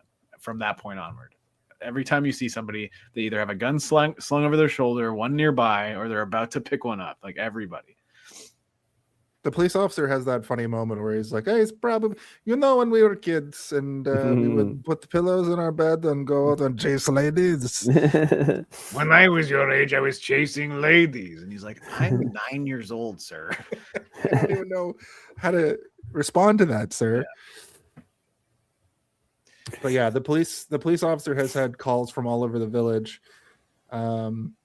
And they go over to the Russian guy's house who speaks English, and all his potatoes are still intact, but the sacks for the potatoes are gone. And the radiators are torn from the walls around the village. And his And the very Russian guy's expensive like- Russian hairdryer has been stolen. Yeah. Which he randomly just finds on the ground later. Well, He his wife smells said it. it was. Yeah, his wife said it was stolen. His wife, who we never meet, by the way. Uncredited. Yeah. No, like later on, they're like, because they think it's Russians stealing their stuff. Mhm. And they're like, why would they want this junk? And he's like, well, to the Russians, it's Yeah. like what junk to us is like gold to the Russians. It's the latest in technology for the Russians. Yeah. Yeah. Uh, But yeah, this is where I noted down, and I said earlier, like about how like no one cares about the kids being gone.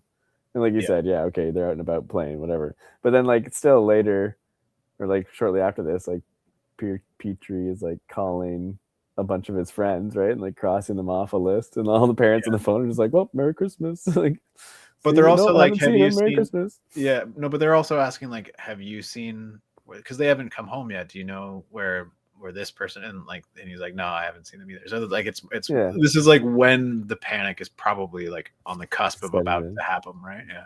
So we never get that because after that point is when everything starts to go bananas. Yeah. The Russian guy, his son is Juso, so they're at their place. Yeah. So Petrie goes in and he looks in the bed and he finds another one of those wooden dolls. So I call this guy Mr. Handsome. Mr. Handsome. He does have a very chiseled jaw. He's tall and handsome. He's got a nice round head. This is my kind of man right here. He can speak English too. I mean, sort of. Yeah. He's got a round head. Yeah. I'd be like, hey, can I see your wiener? And he'd be like, yes, I have wiener. Here's hot dog for you. Yeah. Okay, you're just holding a bratwurst, and it's also his dick. The police officer does make the joke I talked about, how it's probably just out chasing ladies. And then over to Piperin. He's alone with Santa in that butcher shop. No, not yet. There's another burnt doll. We got to talk about the other burnt doll. Yeah, that's what I just mentioned. That's Juso. Yeah. So like, and they're all like, what the fuck is this? But like, this is also where everybody starts to be like, what? That, like, no one's ever, even the dad is like, I've never seen that before, but okay. He's probably out snowmobiling or whatever. But like, wouldn't you? This is where I am on Matt's side about like the missing children thing. It's like, would you not be a little bit freaked out if they found like a Wicker Man doll in your son's bed? No, it's like when you pile pillows in your bed because you want to go kiss the girls. But it's got like burnt eye sockets and like you made this elaborate creepy doll. Yeah. No, and then it's also already been established what they think is wolves, and it's killed hundreds of reindeers. Yeah. It's like, and now someone's stealing potato sacks and hair dryers and stoves, radiators. Would you be like slightly concerned of your child that's not around? But they're also more concerned about the fact that their entire town is going to go into debt. So they're like, we need to figure out. They don't care about the kids. Yeah. It's like, if the kids are gone, it'd be helpful because we don't need to feed them. But then they go back to because they need him, right? That's where they're like, we need you to translate for this. Yeah. Guy. He like sneaks him off to this, like, while the cop's there, he's like, I need your translation skills. You speak English, yeah? And he's like, oui. So they take him back to the butchery or whatever it's called. And so the Piperin's there with Santa. The gingerbread cookie wakes him up, and then he does a jump scare, and then back to Petrie and the dad. So they're heading home, and he tells the guy they have is American. That's what you were just talking about, how they need him to use his English skills. But he warns them that it's not human, and everybody's like, yeah, right, it's obviously human. As so he's tending to his ripped off ear, the guy bit his ear off, which is like, this is like a Jurassic Park scary thing where like a guy comes out maimed and he's like, is this just Jurassic Park? He tries to talk to him in English and there's no response, but he's like sitting up now.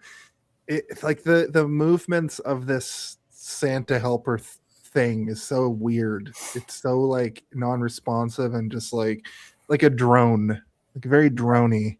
It's almost like if you were to remove like an ant from like an anthill and like take it really far away and just like observe its behavior when it's like so far away from like the pheromones and stuff that like give it direction, where it's like it starts to like eat itself or some shit. I don't know how ants work. You just gave me, I'm watching Pluribus, and you just gave me a theory craft to work with. Like, what if one of the humans gets taken? Anyway, I won't spoil any Pluribus here, but they do poke this Santa and with a stick. With a stick. And also there's the thing with Piperie calling the kids, which we already kind of talked about. And they threaten to keep the Santa hostage, and then they start to torture him. But right then, Peter comes in and he's like, "Guys, stop They're like, torturing." what is he looking at? And he's like, his eyes start to do like a weird shimmer. Because okay, we all know the story about old Saint Nick. He's got a little like twinkle in his eye, right? Like that's the one of the things about Santa Claus that is like in his legend of things that we love about Santa is he's got a twinkle in his eye. But when his eyes are twinkling in this, it's like, I'm going to steal you from your home and replace you with a wicker doll. That's what the twinkle means. But then there's I that liked it. I sweet thought it was scene. cool and creepy. And I'm like, they're taking all these little bits of like Santa lore and making it creepy, which I like. It reminds me of those really shitty,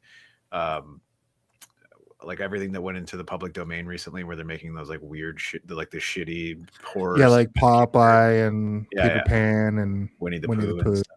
Yeah, all that Betty stuff. Boop. But this is like, this is that, And but Willy. done well.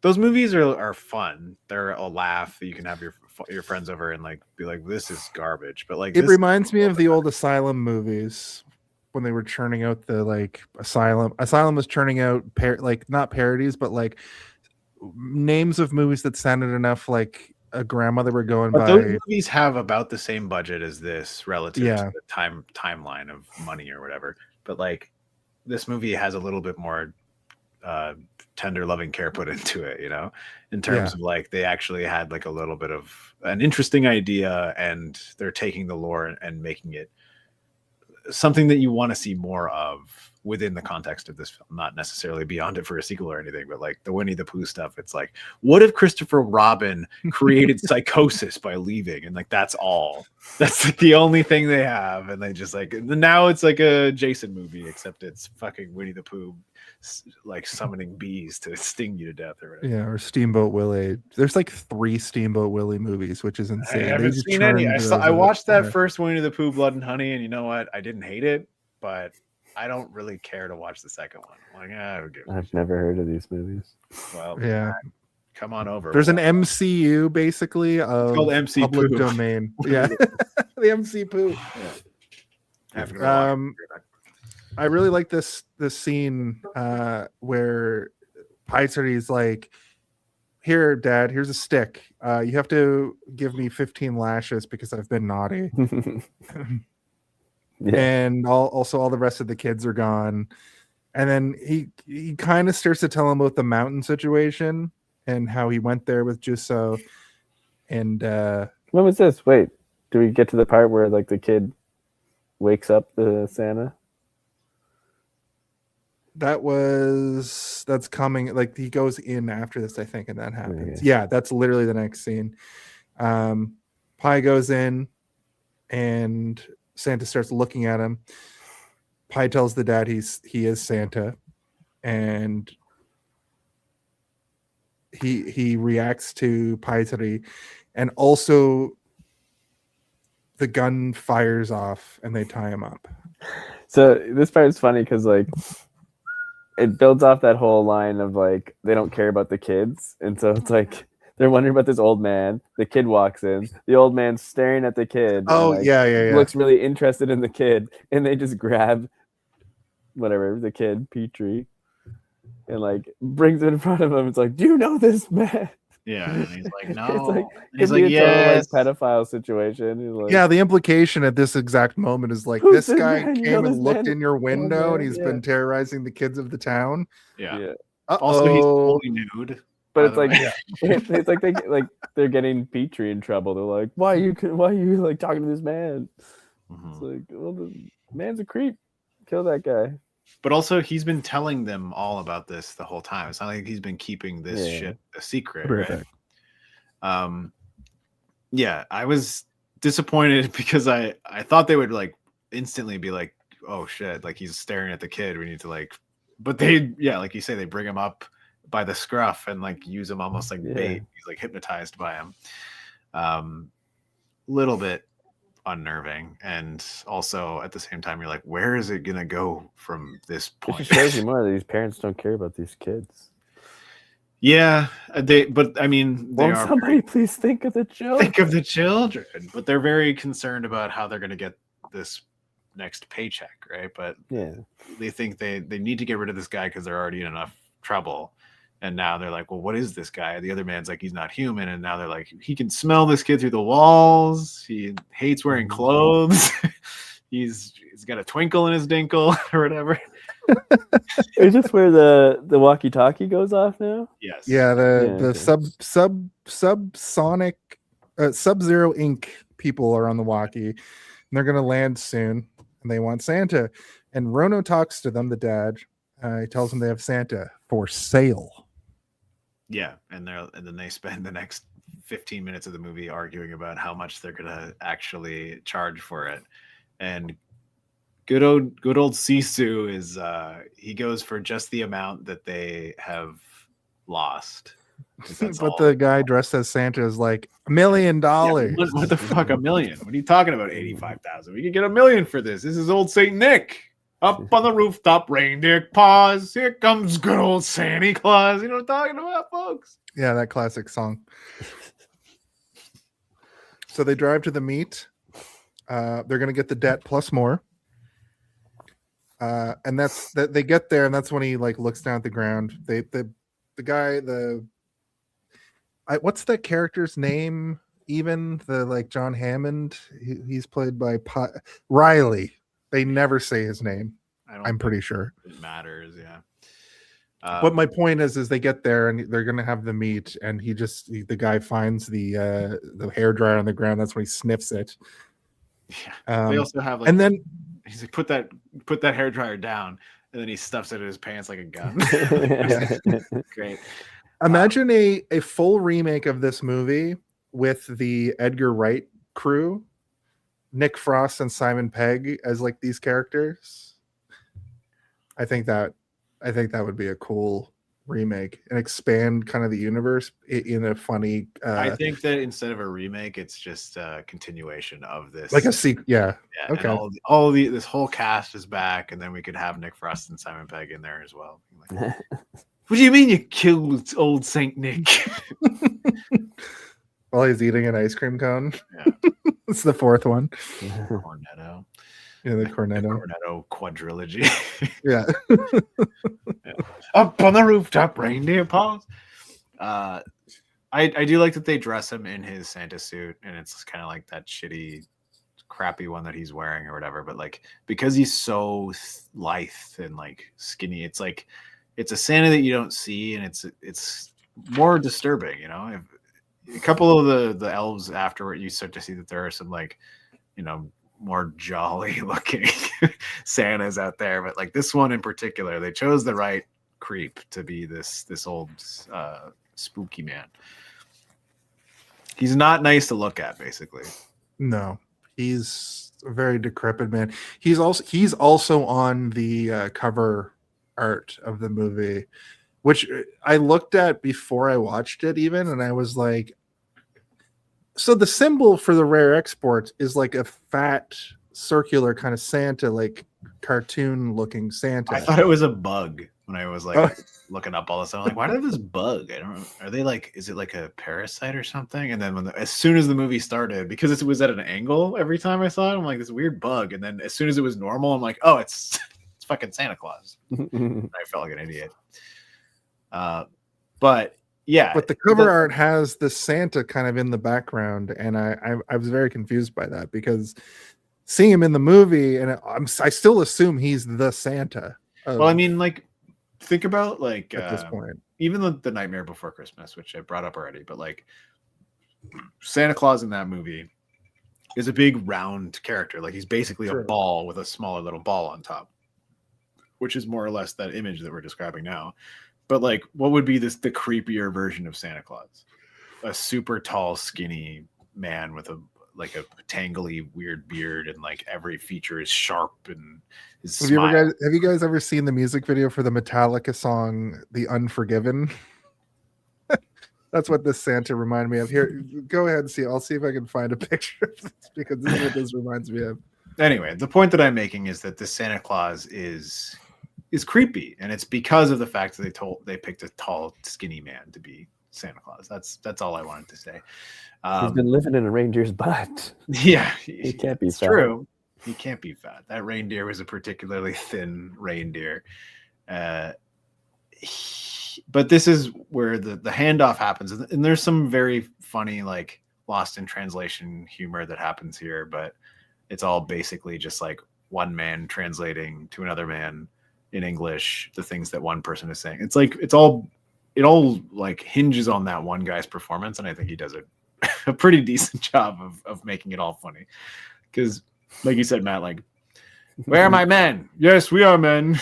Like, that's funny. Yeah, I have seen that. This is what the Santa reminds me of from the Unforgiven music video.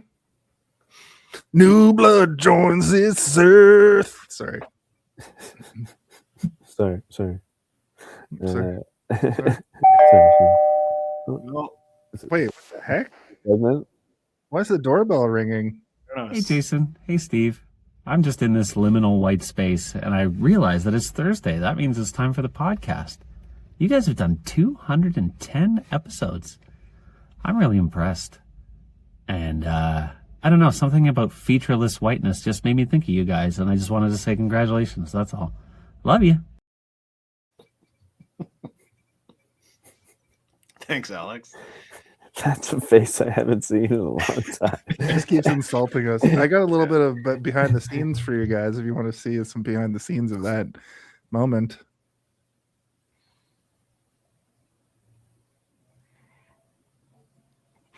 What the hell? He got it from security. His boss sent this to Jason earlier today. Yeah. So That's funny. If he knew what movie we were doing, he could have dressed up as a creepy, skinny, tall Santa. Wait 30 more years, he'll look just like that guy. well, this is actually just a picture of him. This looks more like the guy from Rocky Horror Picture Show that's like, time is fleeting.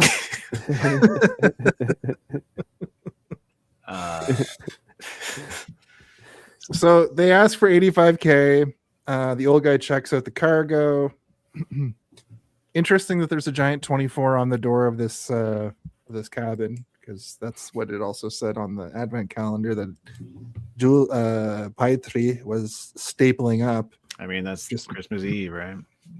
Yeah. Christmas Eve, baby. But that's also where they're keeping Krampus. There's this next moment is weird because the like Dr. Hammond Riley guy is like, everybody put your guns down and smile. Smile really big and large and like look like you're happy. And I think that if they listened to him, I think that everything would have maybe been okay, because as soon as you show fear, or as soon as you show aggression, that's when they attack. But like if they listened to this guy, maybe they would have been okay. That being said, I could be absolutely wrong, because he's the first to die. He gets a big old fucking pickaxe in the back of the head. So I don't know. Maybe he got his lore mixed up. Which is my operating theory, is that like he thinks this is Santa Claus, but it's actually Krampus, and we don't know or get any kind of confirmation. Well, yeah, this is not Santa. This is one of Santa's helpers. Santa's going to find out who's naughty or nice, and then the lights go out. And then there's various helpers that sort of come out of the woodwork. They're the elves. Yeah. That's when the old man takes a pickaxe to the back of the head. So I was thinking about this, and this is when I was kind of like, who is this movie for? There's so many horror elements in this. Not only paying homage, like that whole scene near the beginning when they go in, I was like, this reminds me of The Thing. But a lot of this is very horror, but then with this like lighthearted Christmas sort of wrapping paper. Tina. Yeah. Yeah. Tina.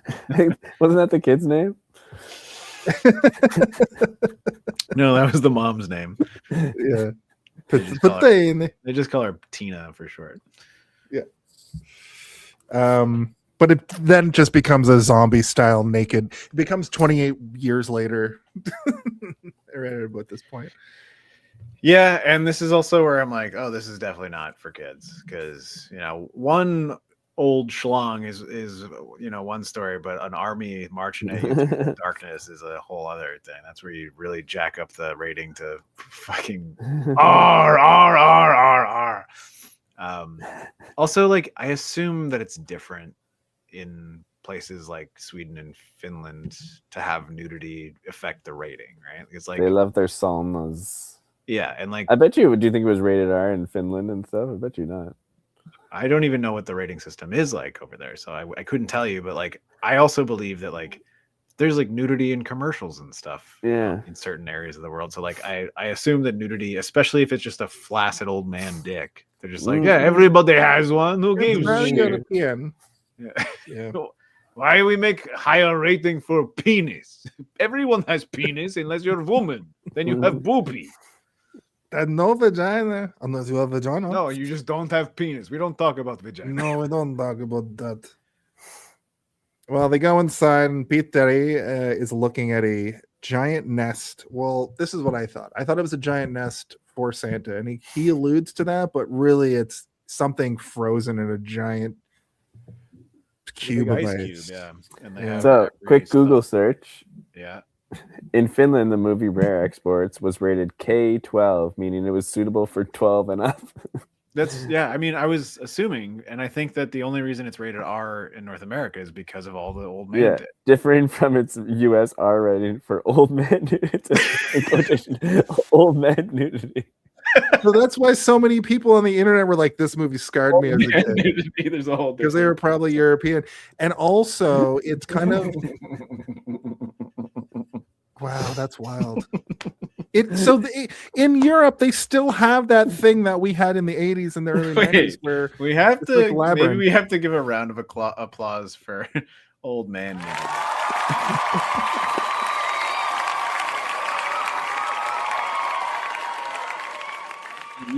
in television, they're too prude, but the gore is fine in America. As opposed to its R rating in North America for, in quotations, old man nudity.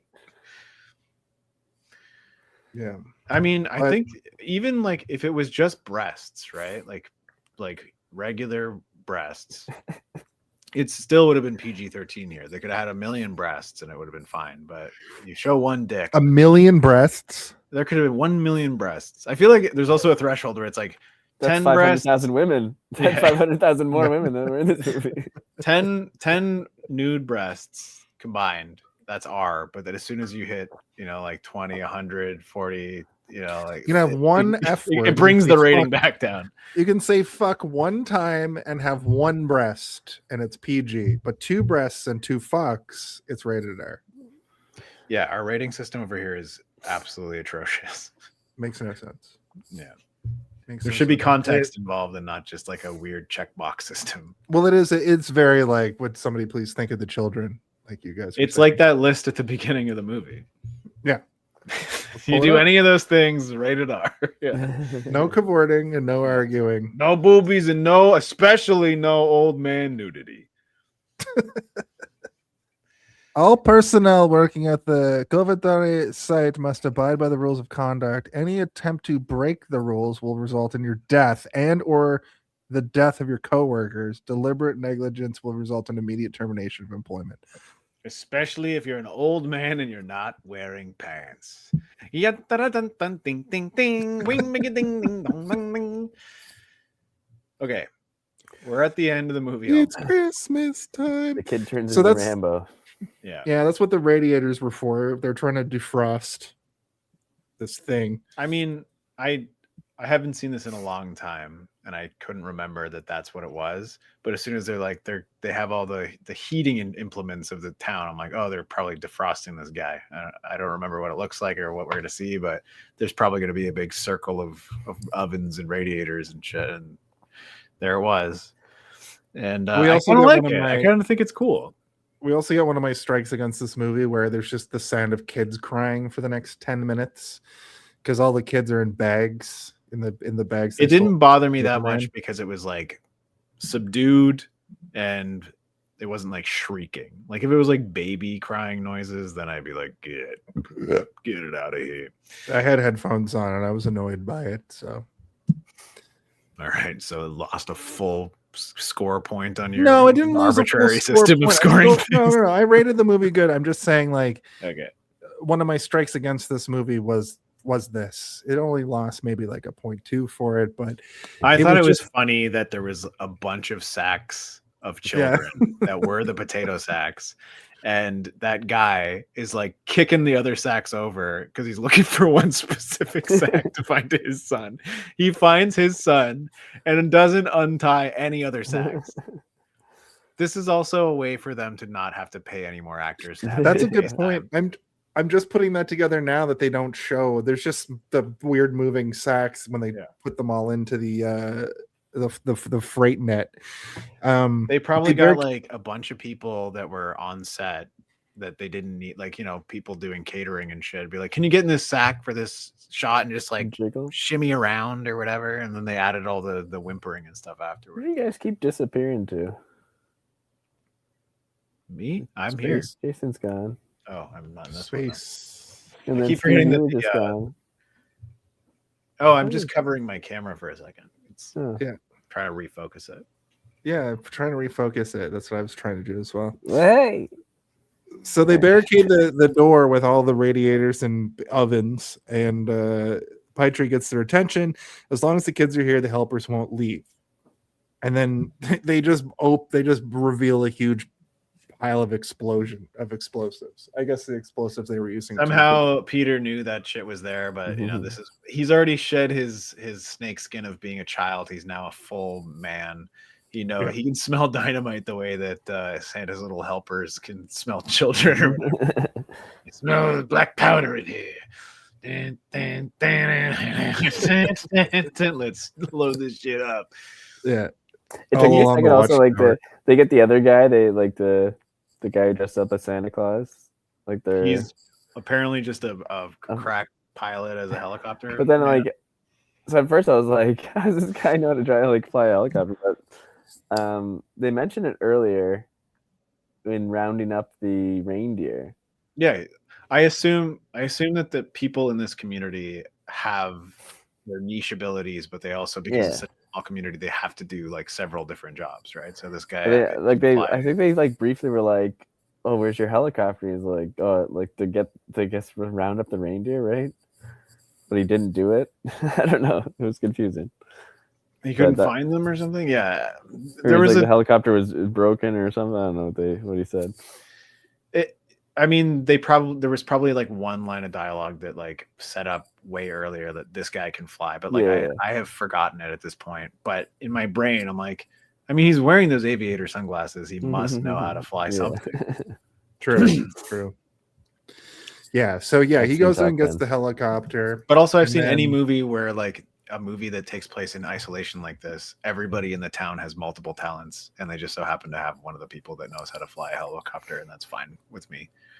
But they send him out with a bunch of cookies. So he's like, he's throwing it. Yeah, I like that shit too. He picks up the helmet from the guy who got dragged off. The one person that had like a pure horror definitely. He's like, "Wah!" Gets dragged into the darkness. Why does he have to bite them first? He like bites the cookie and he's like, yeah. I think he was just putting them in his mouth to be like, it's yummy. It's like good to eat. It's fine to eat. Peter gets the kids and takes them on a freight net and helicopters these kids in bags away.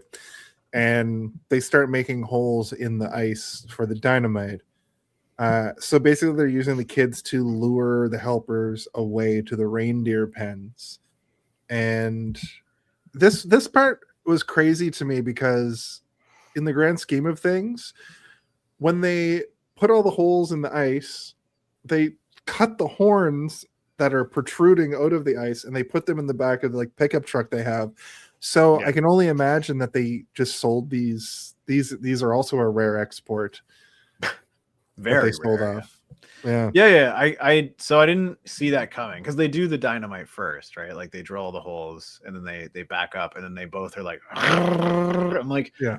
And in my head I was like, what are they gonna do? They already did the thing.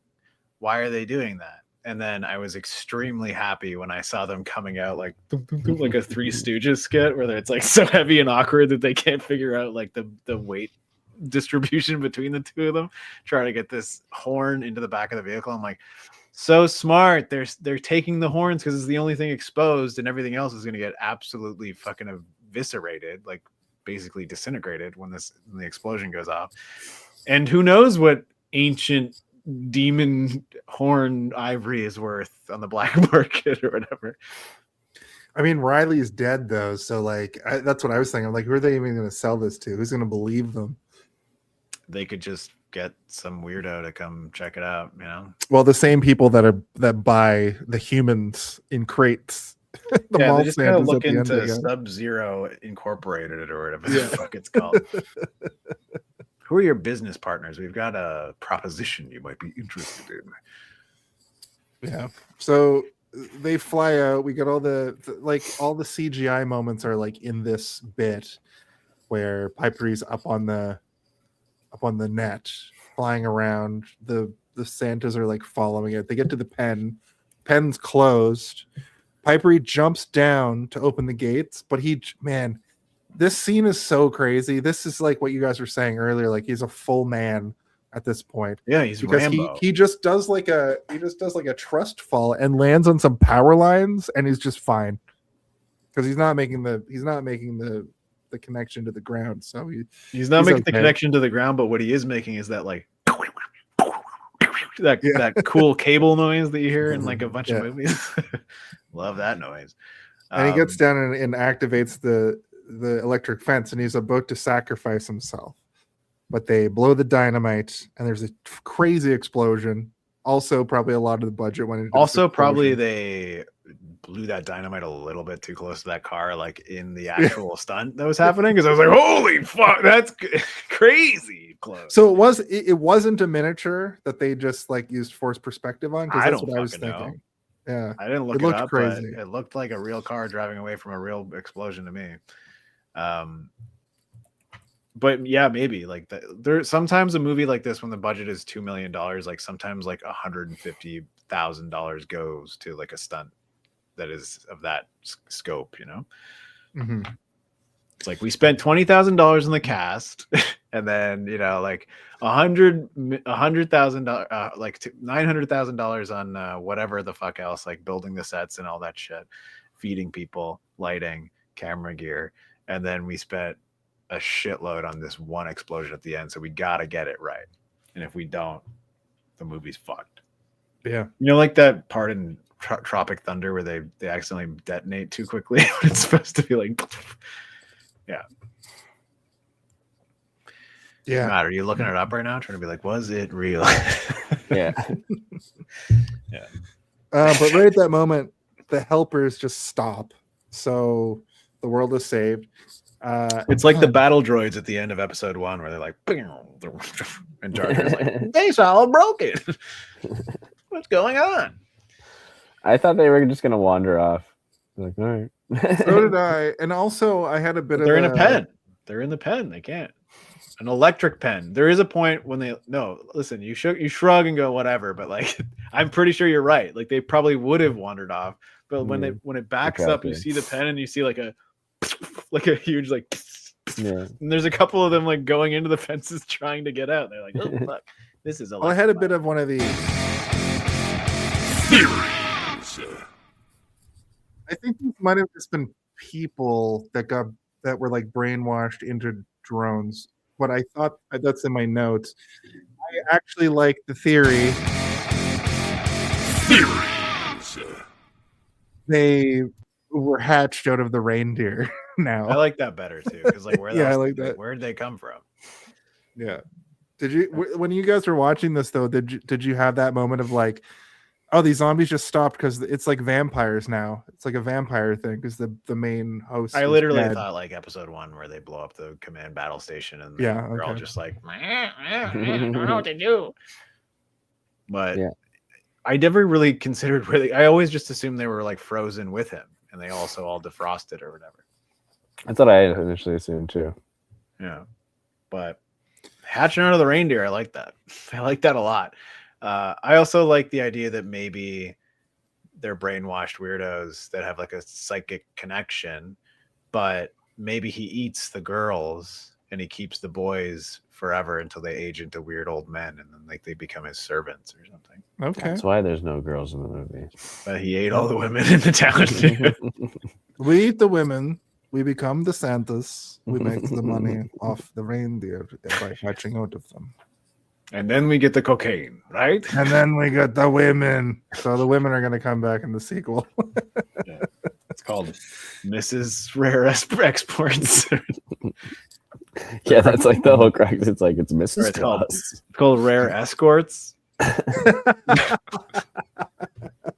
We'll write that down.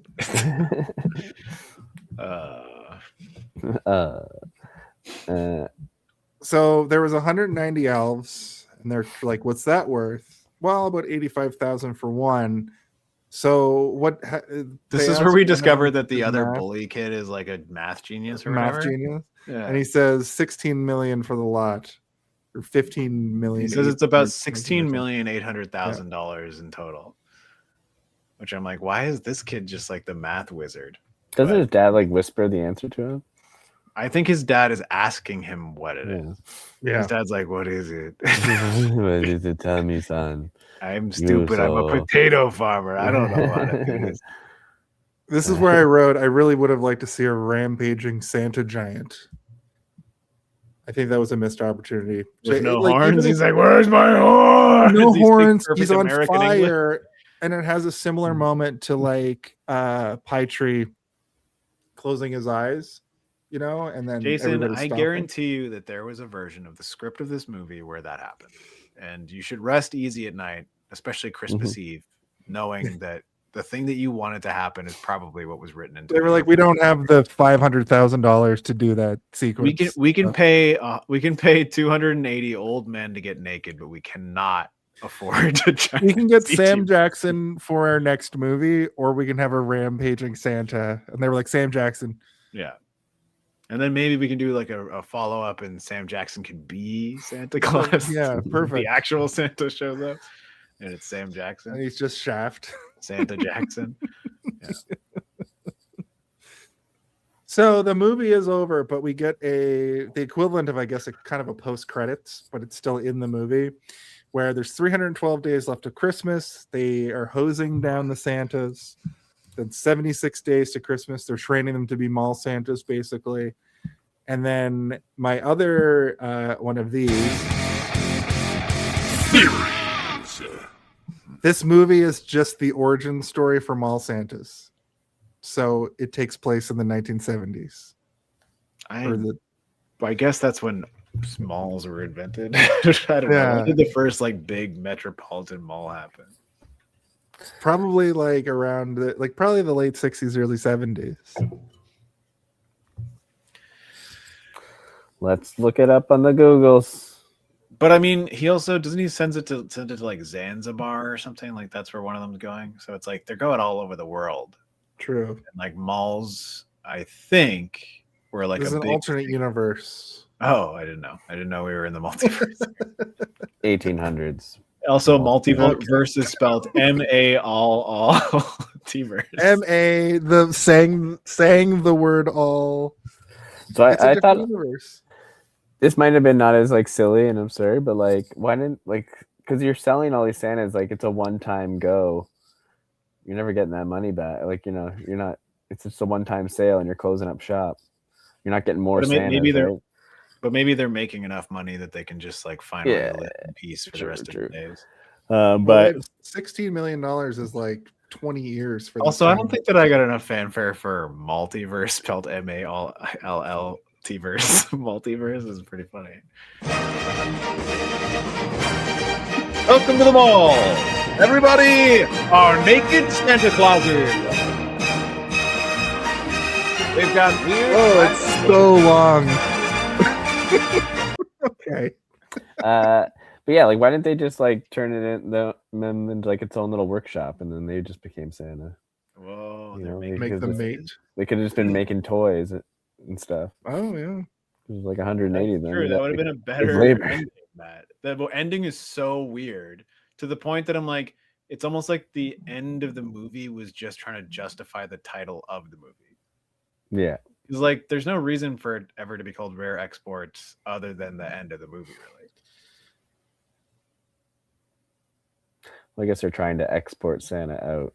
Like and I guess they export reindeer meat, which is probably like goes all over the world, and people are like, "Ooh, reindeer meat, yummy, yummy in my tummy." Well, It's funny you say that because at 24 days, That's when they said the name of the movie in the movie.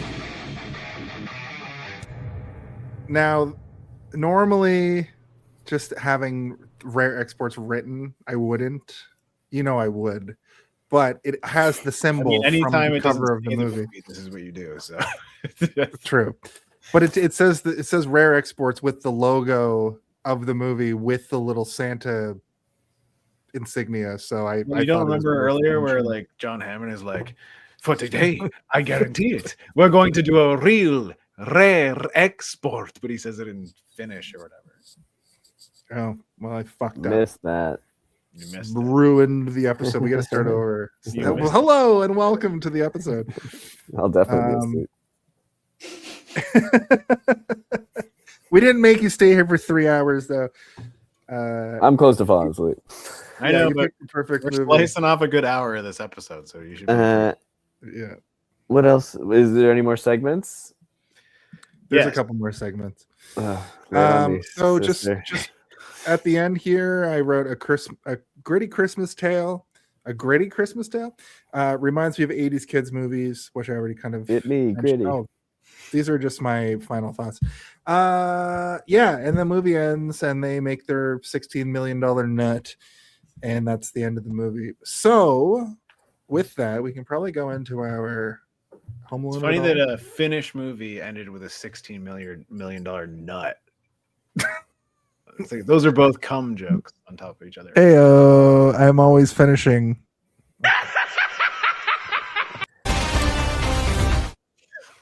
Play all of them. We got to pad this episode out. What's Play the other the, country that's up there? Back- Norway. Norway. I get Sweden mixed up. I thought it was a Sweden. Swedish movie. Yes. If you had to pick one, What do you think the Home when Alone of it is all? the Home Alone of it all? Can someone please tell me when the Home Alone? I really gotta When's the know. Home Alone When of it all? is the Home Alone of it all? What is the Home Alone of it all? Now that's the Home Alone of it all. I don't.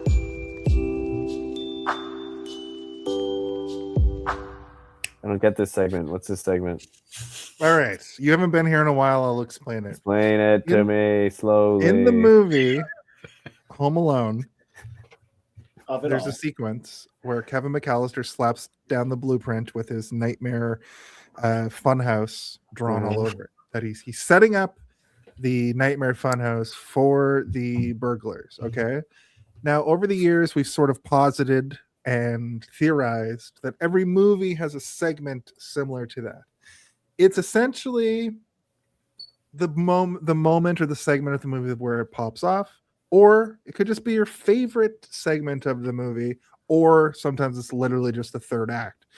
Since you don't come on this show, 4 times a year, I'll let you say kind of your favorite segment of the movie, your favorite part of the movie.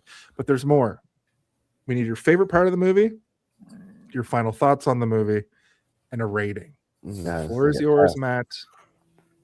Well, I think the Home Alone of it all in this movie is definitely when he drops his toy. He's like sheds his boyhood, becomes a man. That's the kind of like crux That's actually really good. where he's where it kind of builds up to, I think, that moment. There's a lot of like imagery and stuff of like him like kind of, I think the whole thing is centered around him like not wanting to grow up. It's like a Peter Pan syndrome kind of thing or whatever it's called, where it's like it's all a metaphor for I don't want to grow up. I want to be like Peter Pan. I Right. don't want to grow up. Or he knows it's coming, and so he's like trying to push off that day, right? Like taping up the 24, and he's just like, it's like I don't want this day to come. This is it. Christmas Day is the day that I become a man. Yeah, exactly. But yeah, favorite part of the movie, or is that the favorite part? What's the three? That's the questions favorite. again? Your final kind of thoughts on the movie is the next thing, and then a rating. Yeah, great movie. It's like perfect movie. It's short, to the point. I think everything, but although you mentioned a few points in the movie that don't get brought up again, so never mind. But I just felt like everything in the movie like kind of like made sense. Like all the little pieces like kind of come back later, and it's like, oh, it makes, there's no fat on the movie. But But no, loved it. Good times. So final thought, Happy Boy. I give it 3 Caforts out of 4. In the box or out of the box? Out of the box, baby. Oh my baby. Awesome, man. It was nice to talk to you again. And you're welcome to come back anytime. We'll try to pick another 70-minute movie so you can get to bed at a reasonable hour. Yeah. No, it's fine. I was unaware that this was gonna be a late night. I told the missus, I was like, I think it's like an hour. There's one thing about our show, it's definitely not 1 hour, I'll tell you that. I've been in the basement for 3 hours. I think she's in bed. I think when we did Tenacious D, it was a standard episode length. I think we talked about that one for 2.5 hours. So I think Matt was also like, I have company downstairs. I need to go. Yeah. No, my baby was like 2 months old. I was like sleep deprived. I was like, why did I agree to do this? I didn't even watch the movie again. I was like, I'm pretty sure I remember what happens. And you guys are going through it. I'm like, I forget this whole goddamn movie. Oh, yeah, he does say, get over here so I can stab you. But thank you for coming on. I appreciate your Did you time. go through your thoughts, or you're telling me to leave now? No. You have to stay here while Steven tells you his final wait a thoughts. minute. Is Home Alone of it all. Well, Because, my Home Alone of it all. Diddling, ding, ding. It's all the old man dick. Yeah, I love all the old man dicks. Wish there were more. I don't think there was that many. Go back and count. There was so many. No, my favorite part, I mean, unironically, is when they reveal that they've captured a Santa Claus, and he's, they're like, and they're like, oh, he stinks. He stinks like dead ass and rancid ass and poisonous ass. And I'm like, yeah, he does look like he smells bad. I think it changes the tone of the movie from something that's like mysterious to something that's like, now the mystery has ramped up so much higher, but you also think that you understand what the story is going to be beyond it, but it never quite settles in its spot. He never speaks, he never does anything, and this guy is like mysterious to the last minute until they reveal like, this is not Santa Claus, this is Santa Claus's little helper. And I'm like, what, there's a bigger Santa Claus? So I think it changes the tone of the movie from something that is just mystery to tension. Yeah, and that felt like the M. Night Shyamalan twist kind of thing. It's like these guys that look like Santa aren't Santa. Yeah, they're just what we perceive as Santa, what Santa is meant to. That's why all the pictures in the book look that way, is because those are what they're seeing or getting. That's all they heard from the survivors of the tales, from the old tales or whatever. And I think that's really cool and an interesting twist. As Roger Ebert would say, a lump of coal that you want to stick up your butt or whatever he said. Exactly what he said. Isn't that what he said? It'll keep you warm on the inside, I think. He said it'll keep you warm on the inside. I think that's what he said. Roger Ebert said that. So 2 thumbs up for sure. So yeah. Up your butt. Up your butt, full of coal. Hey. Ho ho! That's how Santa says it in 2026. I wish I had a theory. Ho ho! I wish I had a theory. I want you to play the theory music again. You got it. Hold on, give me a second. Keep talking, Steve. I'll come up with a theory. Okay. My final thoughts on the Scroll movie. down, Steve, so you also have to hit the theories button. What? I don't have it. I can't scroll down right now. Oh, I have it ready. I have the theories button ready. Okay. So what was I going to say? Oh, my final thoughts on the movie are that I agree with Matt. I think it's a very tight movie, that it has all its pieces in play and nothing is really wasted. Everything's there for a purpose. Nothing really feels extra. There are a couple of things that remain as loose ends, but they're not things that are integral or important. I will say, as you also pointed out, Matt, there is not a single woman in this entire movie, which is like, ugh. This would never fly, even in Finland in 2026. But I don't think that the movie necessarily suffers for it. I think the movie probably could have been beneficial to have some sort of female presence there, but in order to keep it as tight as it is, I think that having that would complicate things in terms of the story between Peter and his father. There's not really a moment where they go to like a town, or they do go to like the one guy's house, and maybe there could have been something there, but you know, other than the fact that it's like really fucking up the Bechdel test, which is also a fucked up test to begin with, I think that the movie is still strong without it. That's the question of it, which is there's more than 2 women in the movie. No, I know what what the the women Bechdel talking test to is. each other, and neither of them are talking about We men. all know what the Bechdel test is. We don't need to spend fucking 15 minutes explaining it. I said it in one sentence. Explain the test to me. I need to know what it is. But the movie is about boys and dads and fathers and sons, and I think that that's kind of the point of it. So having them absent maybe makes the movie better. I don't know if that's true or not. That might just be me as a man talking out of my own coal hole, which is what I call my butthole. I do also think that the relationship that we get between them it's heartfelt, and the absence of the woman is the issue, right? Like that's kind of like one of the core points of the movie. The coal points of the movie, which is, you know, what I call the interior of my butthole, the coal point. I'm going to keep talking about stuff and coal up my ass for as long as you guys want me to. No, I can stop. I don't want you to. Oh, I thought that you guys wanted me to. I was frowning. Oh, I don't look. You know, frown is just Hey, we have a upside comment. down, happy. We have a comment. Oh, okay. Uh-oh. Woman would complicate the movie 2025. That was good. Screenshot. Well, I'm canceled. Matt, Uh, you're Jason's new co-host for 2000. Over Welcome to the under. show. How many elves were credited in this movie? Take a Oh. guess. A lot, and there's a lot of dick in this movie. There's a lot of things Like in this 10. movie that are inappropriate, including Over under yeah, 10, non-inclusion Steve. What do you of think? women. What? On IMDb, how many elves were credited? Over under 10. Jason says 10. I'm gonna say probably like 30 at least. 14. 14. 14 dicks. 14 dicks. That's what they called me in high school.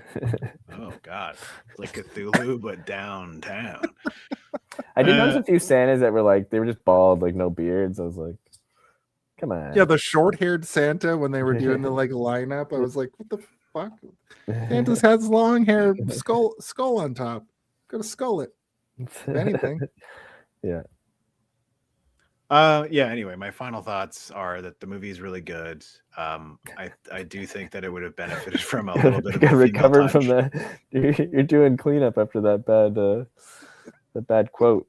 The I movie's mean, I good. can keep waiting for you guys to stop interrupting everything I say, or I could just, if women would complicate the movie 2000. Okay.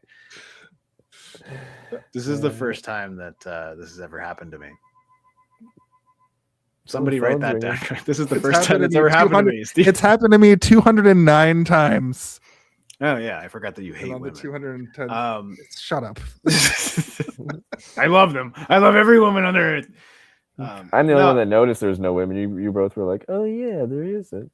I didn't say, oh yeah, there You're is. right. Oh yeah, but isn't I did say Santa that. a woman? I think that was my Santa exact is a quote. woman inside of all of us and waiting to birth out of us the way that all of his little helpers did out of those reindeer. So anyway, Okay, I'll stop. Is this actually a person writing this, or is it just you putting no, it on the Jason screen? just keeps showing the same thing over and over again. I don't know. All my thoughts are gone now. So the movie's fine. It's good. I like it. I probably will watch it again one day, but I don't know. I'm gonna make this a Christmas staple. Quote that.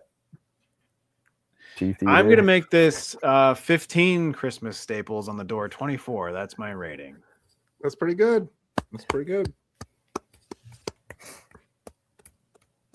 Thanks for the applause, guys. I'm not going to take it this week because apparently I hate women. So let's move on to Jason. I've been on a weird tear of watching crappy Christmas movies, rom-com Christmas movies. You know, the whole like Netflix. Did you watch series. Tinseltown on Prime? No, maybe, probably. I watched a bunch. I watched one with Alicia Silverstone recently. That was Oh bad. man. I have that same thing too. When I'm going to my dad's next weekend, and it's the Hallmark Channel just fucking goes on, and I watch. Hats off to you. It's a good Christmas bullshit movie. Christmas Prince. Christmas Prince Yeah. Returns. Hot, Royal hot- Baby. I hope to see hot Mr. Frosty or whatever. Hot- Oh yeah. I have a theory. Anyway, Samuel Jackson, he does the voice of Mr. Frosty, I think. I'm hot Frosty. He says it's my duty to please that booty. I think he says to freeze that booty. But I would My- like to watch my- this movie again. And My again. Home Alone of it all this week is essentially the end segment, basically when they get to the barn with the 24 on it. And that whole like when it becomes like an action horror. I loved all of that. Final thoughts wise, I really like this movie, but who is it for? Especially where we've uncovered the fact that it's rated 12 plus in Finland, but rated R in Canada, US, North America. So anyway, I guess it's a gritty Christmas tale. It reminds me of 80s kids movies, but like I said, like here it's not, but in Finland apparently it is Labyrinth or The Last Unicorn. There's some bad CGI that was made well more than made up for with great practical throughout the whole thing. I definitely wish there was a giant rampaging Santa at the end, but it's forgiven because it is a nice, heartwarming tale and a nice Christmas movie. I think this is the kind of thing that if I ever have kids, I'll show them when they're like 10 and expect them to be like freaked out by it, which is what it sounds like a lot of kids were shown in Finland and Europe and freaked out by it. If I was to give this a rating, Jason gets a phone call the next day from the principal of the school, and it's like, there's a lot of children complaining that you showed your son a movie where there's 900 old man dicks in it. Why did and you? he keeps yelling 900 man dicks, 900 man dicks. Old man dicks. Yeah. You hear So now your I'm- child's voice in the background going, "No, old man dicks, old man dicks." Dad, old man dicks. Sorry, your son is saying old man dicks. Yeah. I do give this movie a 3.7 out of 5, but I also give this movie 180 Santa's helpers being the origin story for mall Santas. Wow. What's the largest organ of the skin? Old man Santa's dick. Am I right? It's huge. I still get the applause. Also, what mall is paying 85 grand for a mall Santa? We don't know that it's malls that are buying these things. Yeah. It's like the weird John They're Hammond just sold collection. into sex slavery. Oh, The Zanzibar one was especially confusing. Yeah. I assumed they- it's collectors. They all have unicorns. They all have leprechauns. They all have like the Ogo Pogo, like the Loch Ness monster and shit. Yeah. They have all that stuff, and they just want their own Santa Clauses. Yeah, that makes sense. That makes 100% perfect sense. We've all Well, seen with Star that- Trek. There's always like the Star Trek where there's the guy who's like, "I'm the collector." Even the collector Mm. from like the From Marvel. movies. Yeah, like they have like a weird collection of Oh, and then the antiquities pilot, and horrors and monsters and creatures from beyond. the helicopter pilot also somehow knows to fly this like massive cargo jet. He knows how to fly anything. He's Han Solo. Yeah. Like, oh, no, yeah. It's like who's financing like this operation? They haven't sold anything yet. You don't They know got a that. They could cargo have sold jet. those tusks for like fucking $40 million. It's true. It's true. That's how they got the a lot upstart In a of year. money You to think they even couldn't find a sell- buyer for those tusks in a year? Maybe That's how they got probably the even just upstart sold money. one or like a segment of one. That's how they got the upstart money to even start their rare exports business. They sold those tusks, got $90 million, and they were able to buy all those crates. And they had those men Matt, to you sell. spent all this time trying to think of one, but we just came up with one. Tusk sellers. They sold the tusks. Just, But with that, I wish they there's strapped all- it to like the hood of his truck. And he's just like, He this is just my got truck. one on now. the front, like on a snowmobile. Like It's so heavy. It's like weighing it down. Yeah. There's only one exactly. more segment we have to do, and that's plugs. Oh my lord, the plugs. Where the Like, I All right, plug let me my just eyes plug this after in seeing all right that here magic.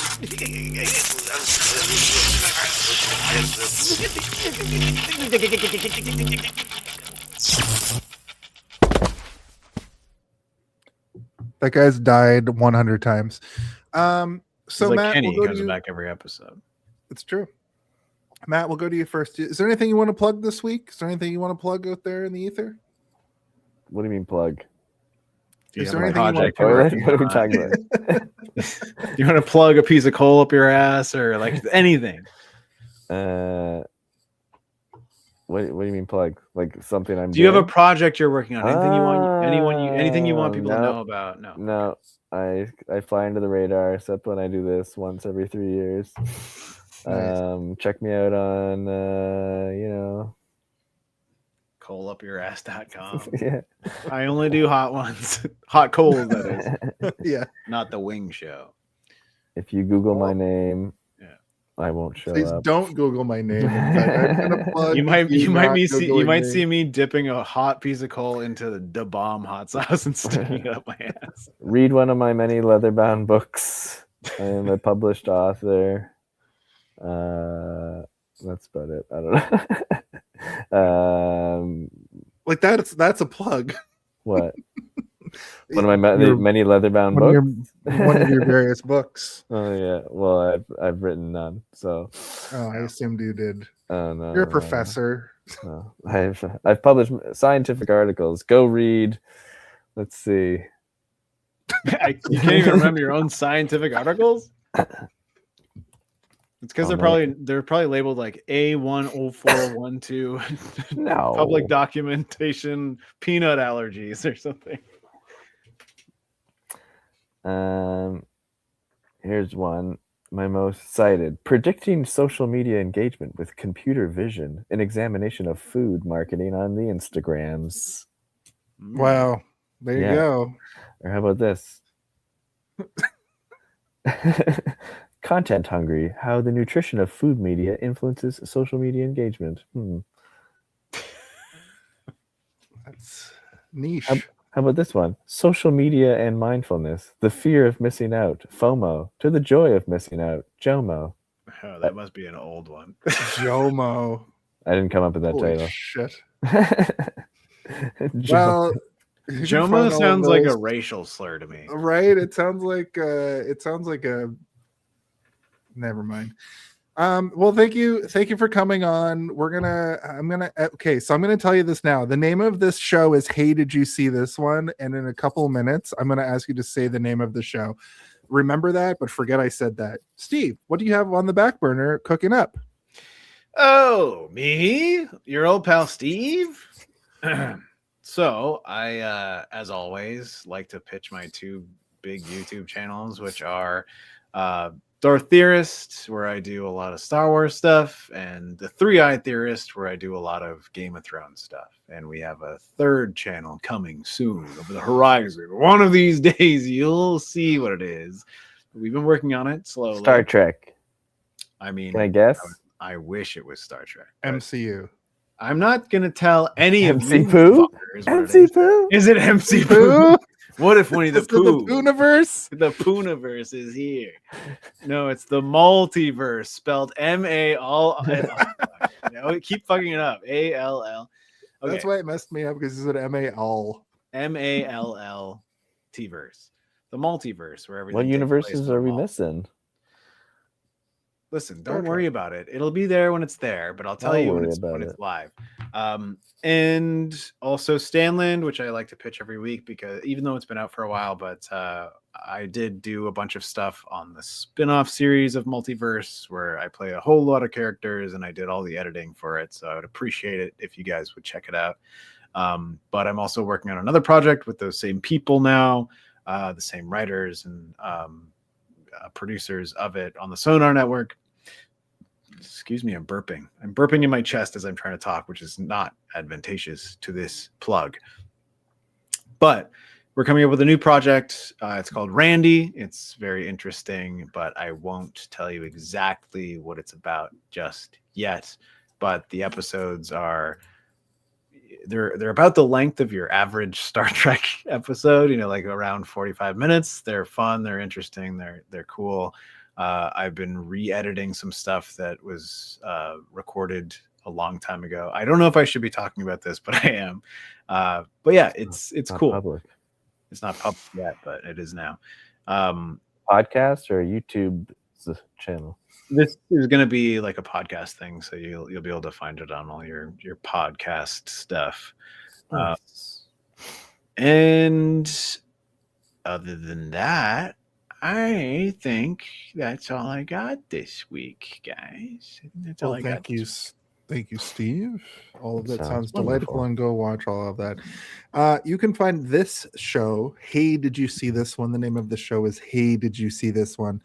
Right here on YouTube, Facebook, and Twitch, each and every week at 8 p.m.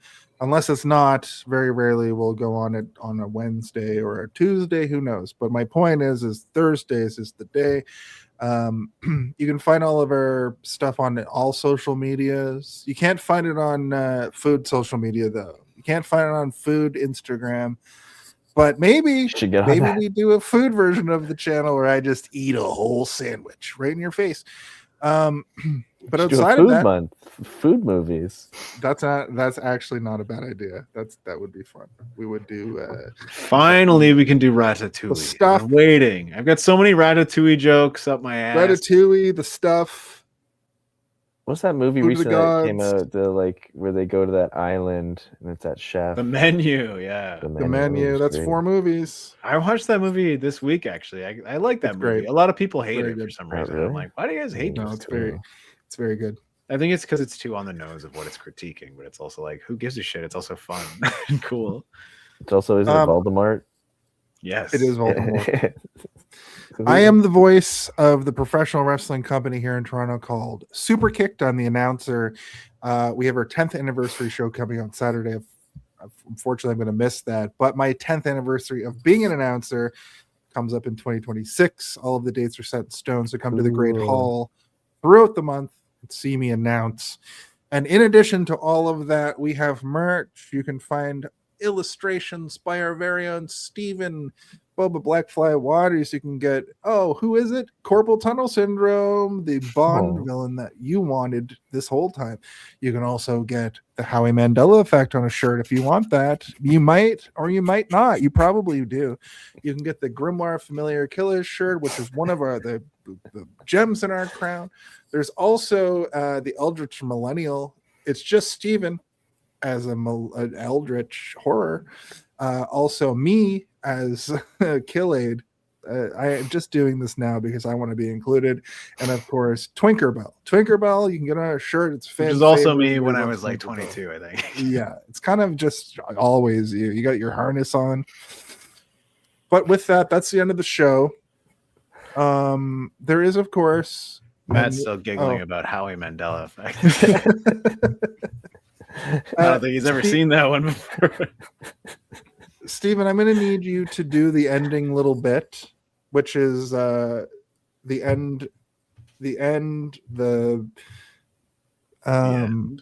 thank you for watching, and then the UFP. But before we get to that, Matt, there's one question that needs to be asked each and every week. Could you ask it for us? Hey, did you see this one? Did you? Is that okay? It's perfect. I've